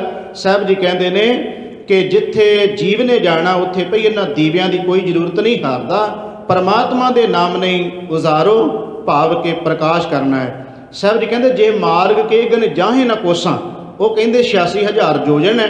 ਗੁਰੂ ਸਾਹਿਬ ਕਹਿੰਦੇ ਕਿੰਨੇ ਗਿਣਤੀ ਕਰ ਲਈ ਉਸ ਪੈਂਡੇ ਦੀ, ਕਿਹਨੂੰ ਪਤਾ ਵੀ ਕਿੰਨਾ ਪੰਧ ਹੈ। ਜੇ ਮਾਰਗ ਕੇ ਗਨ ਜਾਹੇ ਨਾ ਕੋਸਾਂ, ਉੱਥੇ ਕਣਕ ਨਹੀਂ ਜਾਂਦੀ। ਹਰ ਕਾ ਨਾਮ ਮੂਹਾ ਸੰਗ ਤੋਸਾ, ਜਿਹੜਾ ਤੋਸਾ ਉਹ ਕਹਿੰਦੇ ਨਾ ਕਣਕ ਰੱਖੋ ਸਿਰਹਾਣੇ। ਸ਼੍ਰੀ ਗੁਰੂ ਅਰਜਨ ਦੇਵ ਜੀ ਕਹਿੰਦੇ ਪ੍ਰਮਾਤਮਾ ਦਾ ਨਾਮ ਜਾਣਾ ਹੈ, ਨਾ ਕਿ ਇਹ ਰੱਖੀ ਹੋਈ ਸਿਰਹਾਣੇ ਕਣਕ ਜਾਣੀ। ਪਰ ਐਸਾ ਹੁੰਦਾ ਹੈ। ਉਸ ਤੋਂ ਬਾਅਦ ਕੀ ਕਰਦੇ ਨੇ, ਜਦੋਂ ਪ੍ਰਾਣੀ ਨੂੰ ਇਹਦਾ ਇਸ਼ਨਾਨ ਕਰਵਾ ਕੇ ਸ਼ਮਸ਼ਾਨ ਘਾਟ ਨੂੰ ਲੈ ਕੇ ਜਾਂਦੇ ਹੈ, ਜੋ ਮਨਮਤ ਦੀ ਗੱਲ ਮੈਂ ਹੁਣ ਉਹ ਕਰਨ ਲੱਗਾ। ਜਦੋਂ ਲੈ ਕੇ ਜਾਂਦੇ ਰਸਤੇ ਵਿੱਚ ਜਾ ਕੇ ਬੰਦੇ ਦਾ ਫੱਟਾ ਘਮਾਉਂਦੇ ਹੈ, ਰਸਤੇ ਵਿੱਚ ਜਾ ਕੇ ਜਿਸ ਮੰਜੇ ਤੇ ਹੋਵੇ ਜਾਂ ਜਿਹੜੇ ਫੱਟੇ ਉੱਤੇ ਉਹਨੂੰ ਬਦਲ ਦਿੰਦੇ ਹੈ। ਇਹ ਗਰੜ ਪੁਰਾਣ ਇਹ ਗੱਲ ਕਹਿੰਦਾ ਹੈ ਕਿ ਜੇ ਬੰਦੇ ਨੂੰ ਤੁਸੀਂ ਰਸਤੇ ਵਿੱਚ ਜਾ ਕੇ ਅੱਧ ਰਸਤੇ ਵਿੱਚ ਜਾ ਕੇ ਸ਼ਮਸ਼ਾਨ ਘਾਟ ਦੇ ਅੱਧੇ ਰਸਤੇ ਜਾ ਕੇ ਉਹਦਾ ਫੱਟਾ ਘਮਾਉਂਦੇ ਹੋ, ਤੇ ਉਹ ਕਹਿੰਦੇ ਇਸ ਕਰਕੇ ਘਮਾਉਣਾ, ਇਹਨੂੰ ਘਰ ਦਾ ਭੁਲੇਖਾ ਪਵਾਉਣਾ ਹੈ ਵੀ ਦੁਬਾਰਾ ਕਿਤੇ ਘਰੇ ਨਾ ਆ ਜਾਵੇ। ਗਰੜ ਪੁਰਾਣ ਕਹਿੰਦਾ ਇਸ ਬੰਦੇ ਨੂੰ ਭੁਲੇਖਾ ਪਵਾਉਣਾ ਕਿ ਵਾਪਸ ਘਰੇ ਨਾ ਆ ਜਾਵੇ, ਤਾਂ ਕਿ ਇੱਕਦਮ ਜਿਹੜਾ ਚੁੱਕਿਆ ਹੋਇਆ ਹੈ ਉਸ ਨੂੰ ਮੋਢਿਆਂ ਤੇ ਉਹ ਬੰਦੇ ਘੁੰਮ ਜਾਂਦੇ ਨੇ, ਅਗਲੇ ਬੰਦੇ ਪਿੱਛੇ ਆ ਗਏ, ਪਿਛਲੇ ਅਗਲੇ ਬੰਨੇ ਚਲੇ ਗਏ। ਬੰਦੇ ਨੂੰ ਪਹਿਲਾਂ ਪੈਰਾਂ ਵਾਲੇ ਬੰਨੇ ਕੀਤਾ, ਮੁੜ ਕੇ ਸਿਰ ਉਧਰ ਨੂੰ ਕਰਤਾ ਤਾਂ ਕਿ ਉਹਨੂੰ ਭੁਲੇਖਾ ਪੈ ਜਾਏ, ਉਹ ਬੰਦਾ ਘਰੇ ਨਾ ਆ ਜਾਵੇ। ਨਾਲ ਹੀ ਗੁਰਬਾਣੀ ਦੀ ਪੰਕਤੀ ਦੇ ਕੇ ਅੱਗੇ ਤੁਰੇ ਚੱਲੀਏ। ਗੁਰੂ ਗ੍ਰੰਥ ਸਾਹਿਬ ਨੂੰ ਪੁੱਛੋ ਕਿ ਮਹਾਰਾਜ ਇਹ ਫੱਟਾ ਘਮਾਉਣ ਨਾਲ ਬੰਦੇ ਦੇ ਕੋਈ ਘਰ ਦਾ ਚੇਤਾ ਭੁੱਲ ਜਾਂਦਾ ਹੈ? ਤੇ ਸਾਹਿਬ ਸ੍ਰੀ ਗੁਰੂ ਗ੍ਰੰਥ ਸਾਹਿਬ ਮਹਾਰਾਜ ਜੀ ਕਹਿੰਦੇ ਨੇ ਜਿਹੀ ਸੁਰਤ ਤੇ ਹਾਤਨ ਰਾਹ। ਉਹ ਤੇ ਜਿਹੋ ਜੀ ਸੁਰਤ ਸੀ ਉਧਰ ਨੂੰ ਤੁਰ ਗਿਆ ਬੰਦਾ, ਤੇ ਮਿੱਟੀ ਹੈ ਜਿਹਨੂੰ ਮਰਜ਼ੀ ਘਮਾਈ ਫਿਰੋ ਇਸ ਮਿੱਟੀ ਨੂੰ। ਇਹ ਤਾਂ ਮਿੱਟੀ ਹੈ, ਜਿੱਦਨ ਮਰਜ਼ੀ ਘਮਾਈ ਫਿਰੋ ਉਹਨੂੰ, ਮਿੱਟੀ ਨੂੰ ਕੋਈ ਫਰਕ ਨਹੀਂ ਪੈਣਾ। ਸਾਹਿਬ ਨੇ ਇੱਕ ਹੋਰ ਬਚਨ ਕੀਤਾ, ਜੇ ਮਿਰਤਕ ਕੋ ਚੰਦਨ ਚੜਾਵੇ ਤਾਂ ਮਿਰਤਕ ਕੇ ਕਿਆ ਫਲ ਪਾਵੇ। ਜੇ ਕੋਈ ਬੰਦਾ ਮੁਰਦੇ ਨੂੰ ਚੰਦਨ ਦਾ ਲੇਪਣ ਕਰੀ ਜਾਵੇ ਤੇ ਉਹਦੇ ਤੋਂ ਕੀ ਮਿਲੇਗਾ? ਤੇ ਜੇ ਮਿਰਤਕ ਕੋ ਵਿਸ਼ਟਾ ਮਹਿ ਰਲਾਈ ਤਾਂ ਮਿਰਤਕ ਕਾ ਕਿਆ ਘਟ ਜਾਈ। ਜੇ ਉਹਨੂੰ ਕੋਈ ਗੰਦਗੀ 'ਚ ਸੁੱਟ ਦੇਵੇ ਤੇ ਸਾਹਿਬ ਕਹਿੰਦੇ ਉਹਦਾ ਕੀ ਘਟਣਾ ਹੈ? ਉਹ ਤਾਂ ਮਿੱਟੀ ਹੈ, ਜਿੱਧਰ ਮਰਜ਼ੀ ਉਹਨੂੰ ਲਈ ਫਿਰੋ। ਇਹਦਾ ਮਤਲਬ ਗੁਰਬਾਣੀ ਸਾਨੂੰ ਕੁਝ ਹੋਰ ਕਹਿ ਰਹੀ ਹੈ, ਜੀਵ ਕੁਝ ਹੋਰ ਕਰ ਰਹੇ ਨੇ। ਉਸ ਤੋਂ ਬਾਅਦ ਜਦੋਂ ਸ਼ਮਸ਼ਾਨ ਘਾਟ ਲੈ ਗਏ, ਫਿਰ ਉੱਥੇ ਲਿਜਾ ਕੇ ਇੱਕ ਵੱਖਰੀ ਜਗ੍ਹਾ ਬਣੀ ਹੁੰਦੀ ਉੱਥੇ ਰੱਖ ਦਿੰਦੇ ਹੈ। ਉਸ ਤੋਂ ਬਾਅਦ ਵੱਡੇ ਪੁੱਤਰ ਨੂੰ ਕਹਿੰਦੇ ਹੈ ਕਿ ਤੂੰ ਘੜਾ ਫੜ ਪਾਣੀ ਵਾਲਾ ਤੇ ਧਾਰ ਬੰਨ੍ਹ ਕੇ ਜਿਹੜੀ ਹੈ ਨਾ, ਧਾਰ ਟੁੱਟੇ ਨਾ, ਇਹ ਧਾਰ ਪੂਰੀ ਦੀ ਪੂਰੀ ਬਣਾ ਕੇ ਇੱਕ ਬੰਨੇ ਸ਼ੁਰੂ ਕਰਨੀ, ਸਿਰ ਵਾਲੇ ਬੰਨੇ ਲਿਆ ਕੇ ਜ਼ੋਰ ਦੇ ਨਾਲ ਘੜਾ ਥੱਲੇ ਮਾਰਨਾ ਤੇ ਇੱਕ ਧਾਰ ਮਾਰਨੀ ਹੈ। ਗਰੜ ਪੁਰਾਣ ਕੀ ਕਹਿੰਦਾ ਇਹਦੇ ਬਾਰੇ? ਮੈਂ ਤਾਂ ਬੇਨਤੀ ਕਰ ਰਿਹਾ ਵੀ ਗਰੜ ਪੁਰਾਣ ਦੇ ਮੁਤਾਬਕ ਹੀ ਮਿਰਤਕ ਸੰਸਕਾਰ ਪੰਜਾਬ ਦੀ ਧਰਤੀ ਤੇ ਹਰ ਘਰ 'ਚ ਹੋ ਰਹੇ ਨੇ। ਜਿੱਥੇ ਗੁਰੂ ਸਾਹਿਬ ਦੀ ਕਿਰਪਾ ਹੈ, ਗੁਰਬਾਣੀ ਦੀ ਸੂਝ-ਬੂਝ ਹੈ, ਉਹਨੂੰ ਛੱਡ ਕੇ ਬਹੁ ਗਿਣਤੀ ਦੀ ਗੱਲ ਮੈਂ ਜੋ ਕਰ ਰਿਹਾ ਇਹ ਤਾਂ ਹੋ ਰਿਹਾ ਹੈ। ਆਪਾਂ ਨੂੰ ਜਾਨ ਆਉਣ ਦੇ ਮੌਕੇ ਮਿਲਦੇ ਰਹਿੰਦੇ ਹੈ। ਤੁਹਾਨੂੰ ਸਭ ਜੋ ਮੈਂ ਦੱਸਦਾ ਪਿਆ ਤੁਹਾਡੇ ਸਾਹਮਣੇ ਉਹ ਸੀਨ ਤੁਰੇ ਆਉਂਦੇ ਹੋਣਗੇ ਵੀ ਐਸਾ ਹੋ ਰਿਹਾ। ਜਦੋਂ ਉਸ ਘੜੇ ਨੂੰ ਜ਼ੋਰ ਦੀ ਮਾਰਦੇ ਆ, ਘੜਾ ਭੱਜਦਾ ਹੈ, ਫਿਰ ਧਾਹ ਮਾਰੀ ਜਾਂਦੀ ਹੈ। ਤੇ ਗਰੜ ਪੁਰਾਣ ਕਹਿੰਦਾ ਧਾਹ 13 ਦਿਨ ਮਾਰਨੀ, ਇੱਕ ਦਿਨ ਨਹੀਂ ਮਾਰਨੀ, 13 ਦਿਨ ਧਾਹ ਮਾਰਨੀ ਹੈ। ਉਹ ਕਹਿੰਦਾ ਇਸ ਕਰਕੇ ਉਹ ਜਿਹੜਾ ਘੜਾ ਹੈ ਪਾਣੀ ਦਾ ਭਰ ਕੇ ਘੇਰੇ ਘੇਰੇ ਜਿਹੜੀ ਉਹ ਕਾਰ ਬਣਾ ਕੇ ਸਿਰ ਵਾਲੇ ਬੰਨੇ ਲਿਆ ਕੇ ਕਿਉਂ ਮਾਰਨਾ? ਉਹ ਕਹਿੰਦਾ ਉੱਥੇ ਜਾ ਕੇ ਆਤਮਾ ਨੂੰ ਕੀਲਿਆ ਜਾਂਦਾ ਹੈ। ਪਾਣੀ ਦਾ ਘੇਰੇ ਘੇਰੇ ਲਿਜਾਣਾ, ਆਤਮਾ ਕੀਲੀ ਗਈ ਤੇ ਜ਼ੋਰ ਦੀ ਘੜਾ ਜਦੋਂ ਮਾਰਿਆ ਸਿਰਹਾਣੇ ਸਿਰ ਵਾਲੇ ਬੰਨੇ, ਤੇ ਉਹ ਜਿਹੜੀ ਰੂਹ ਹੈ, ਜਿਹੜੀ ਆਤਮਾ ਹੈ, ਪਹਿਲਾਂ ਕੀਲ ਲਈ ਤੇ ਮੁੜ ਕੇ ਡਰਾ ਕੇ ਭਜਾ ਦਿੱਤੀ। ਉਹ ਆਤਮਾ ਨੂੰ ਵਿਚਾਰੇ ਨੂੰ ਇੰਨਾ ਡਰ ਆਇਆ ਵੀ ਇੱਕਦਮ ਮੇਰੇ ਲਾਗੇ ਕਾਹਦਾ ਖੜਾਕ ਹੋਇਆ, ਉਹ ਭੱਜ ਗਈ ਆਤਮਾ ਉਹ ਤੋਂ। ਗੁਰਬਾਣੀ ਨੇ ਨਹੀਂ ਮੰਨਿਆ ਇਸ ਚੀਜ਼ ਨੂੰ। ਸਾਹਿਬ ਜੀ ਕਹਿੰਦੇ ਇਸ ਚੀਜ਼ ਦਾ ਕਿਸੇ ਨੂੰ ਕੋਈ ਨਹੀਂ ਪਤਾ, ਉਹ ਆਤਮਾ ਰੂਹ ਕਿੱਧਰ ਨੂੰ ਜਾਂਦੀ ਹੈ ਇਹਦੇ ਬਾਰੇ ਨਾ ਕਿਸੇ ਨੂੰ ਸਮਝ ਹੈ ਤੇ ਨਾ ਕੋਈ ਦੱਸ ਸਕਦਾ ਹੈ। ਹੁਣ ਵੇਖੋ ਇਹ ਵੀ ਮਨਮਤ ਹੋ ਗਈ। ਉਸ ਤੋਂ ਬਾਅਦ ਜਦੋਂ ਉਸ ਜੀਵ ਨੂੰ ਚਿਖਾ ਦੇ ਉੱਤੇ ਰੱਖਿਆ ਜਾਂਦਾ ਹੈ, ਫਿਰ ਉਹਦੇ ਮੂੰਹ ਦੇ ਵਿੱਚ ਘਿਓ ਪਾਇਆ ਜਾਂਦਾ ਹੈ। ਹੁਣ ਘਿਓ ਪਾਉਣ ਦਾ ਜਿਹੜਾ ਮਤਲਬ ਹੈ ਅਸਲ ਵਿੱਚ ਇਹ ਸੀ ਵੀ ਅੱਗ ਲਾਉਣ ਵਾਸਤੇ ਲੱਕੜਾਂ ਨੂੰ, ਸਰੀਰ ਨੂੰ ਅੱਗ ਲੱਗ ਜਾਏ। ਉਸ ਟਾਈਮ ਤੇ ਤੁਸੀਂ ਕੋਈ ਵੀ ਇਸ ਤਰ੍ਹਾਂ ਦੀ ਚੀਜ਼ ਉੱਤੇ ਪਾ ਦਿਓ ਤਾਂ ਅੱਗ ਸੌਖੀ ਲੱਗ ਜਾਏ। ਘਿਓ ਦਾ ਮਤਲਬ ਕੋਈ ਮੂੰਹ ਵਿੱਚ ਪਾਉਣਾ ਨਹੀਂ ਹੈ। ਘਿਓ ਨੂੰ ਤੁਸੀਂ ਉਸ ਲੱਕੜਾਂ ਦੇ ਉੱਤੇ ਪਾ ਦਿਓ ਤਾਂ ਕਿ ਅੱਗ ਸੌਖੀ ਲੱਗ ਜੇ, ਇਸ ਵਾਸਤੇ ਅਸੀਂ, ਪਰ ਉਹਦੇ ਤੇ ਤਾਂ ਕੋਈ ਲੱਕੜਾਂ ਉੱਤੇ ਤੇ ਪਾਉਂਦਾ ਨਹੀਂ, ਉਹਦੇ ਮੂੰਹ ਵਿੱਚ ਪਾਏ ਜਾਣਗੇ। ਵੀ ਮੁਰਦੇ ਦੇ ਮੂੰਹ ਵਿੱਚ ਘਿਓ ਪਾਉਣ ਦਾ ਕੀ ਲਾਭ ਹੈ?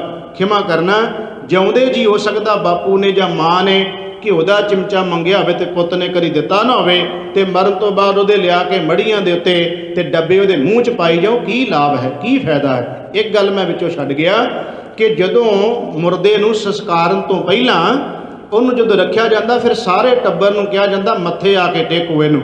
ਫਿਰ ਨੂੰਹਾਂ ਧੀਆਂ ਭੈਣਾਂ ਸਾਰੇ ਜਿਹੜੇ ਨੇ ਪਰਿਵਾਰ ਦੇ ਜੀ ਪੈਰਾਂ ਵਾਲੇ ਬੰਨੇ ਆ ਕੇ ਉੱਥੇ ਜਿਹੜੇ ਪੈਸੇ ਰੱਖਦੇ ਨੇ, ਮੱਥਾ ਟੇਕਦੇ ਨੇ। ਦੱਸੋ ਵੀ ਜਿਉਂਦੇ ਜੀ ਤੇ ਹੋ ਸਕਦਾ ਮਾਂ ਬਾਪ ਦੇ ਕਦੀ ਗੋਡੀਆਂ ਹੱਥ ਨਾ ਲਾਇਆ ਹੋਵੇ, ਤੇ ਉਹਦੇ ਮੁਰਦੇ ਸਰੀਰ, ਉਹਦੀ ਮਿੱਟੀ ਨੂੰ ਜਦੋਂ ਪਤਾ ਹੀ ਨਹੀਂ ਉਹਨੂੰ ਵੀ ਮੈਨੂੰ ਕੀ ਹੋ ਰਿਹਾ ਤੇ ਕੀ ਨਹੀਂ, ਉਦੋਂ ਮੱਥੇ ਟੇਕੀ ਜਾਣੇ, ਉਸ ਦਾ ਉਹਨੂੰ ਕੀ ਲਾਭ ਹੈ? ਪਰ ਇੱਥੇ ਬ੍ਰਾਹਮਣ ਦੀ ਚਲਾਕੀ ਹੈ।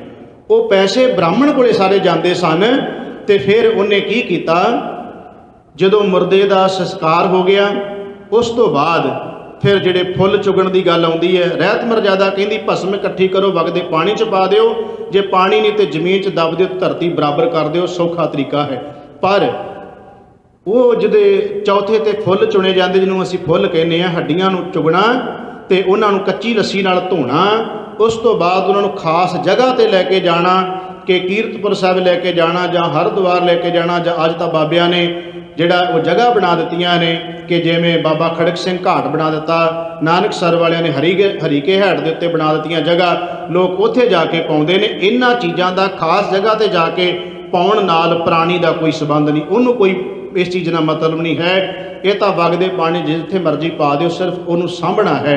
ਇਸ ਤੋਂ ਬਾਅਦ ਅੱਗੇ ਚੱਲ ਕੇ ਕੀ ਹੁੰਦਾ ਹੈ ਕਿ ਹੁਣ ਜਦੋਂ ਬੰਦਾ ਸੰਸਕਾਰ ਵੀ ਉਹਦਾ ਹੋ ਗਿਆ, ਉਹਦੇ ਫੁੱਲ ਵੀ ਚੁਗੇ ਗਏ, ਉਸ ਤੋਂ ਬਾਅਦ ਫਿਰ ਉਹਦਾ ਭੋਗ ਪਾਇਆ ਜਾਂਦਾ। ਜਦੋਂ ਭੋਗ ਪੈਂਦਾ ਹੈ ਉਦੋਂ ਬ੍ਰਾਹਮਣ ਕਹਿੰਦਾ ਹੈ, ਕਿਉਂਕਿ ਉਦੋਂ ਗਰੜ ਪੁਰਾਣ ਦੇ ਪਾਠਾਂ ਦੇ ਮੁਤਾਬਕ ਸੀ ਸਾਰਾ ਕੁਝ, ਉਹ ਕਹਿੰਦਾ ਕਿ ਮੁਰਦੇ ਦੇ ਪ੍ਰਾਣੀ ਦੇ ਤਾਂ ਹੁਣ ਇਹ ਖਤਮ ਹੋ ਗਿਆ, ਚਲੇ ਗਿਆ, ਇਹਦੇ ਨਾਲ ਕੁਝ ਚੀਜ਼ਾਂ ਚਾਹੀਦੀਆਂ ਜਿਹੜੀਆਂ ਇਹਨੂੰ ਅਗਲੇ ਬੰਨੇ ਪਹੁੰਚਾਉਣੀਆਂ। ਉੱਥੋਂ ਖੁੰਡੀ ਚਾਹੀਦੀ ਹੈ, ਫਿਰ ਇਹਨੂੰ ਜੋੜਾ ਚਾਹੀਦਾ, ਛਤੜੀ ਚਾਹੀਦੀ ਹੈ, ਇਹਨੂੰ ਬਸਤਰ ਚਾਹੀਦੇ ਹੈ, ਇਹਨੂੰ ਮੰਜਾ ਬਿਸਤਰਾ ਚਾਹੀਦਾ।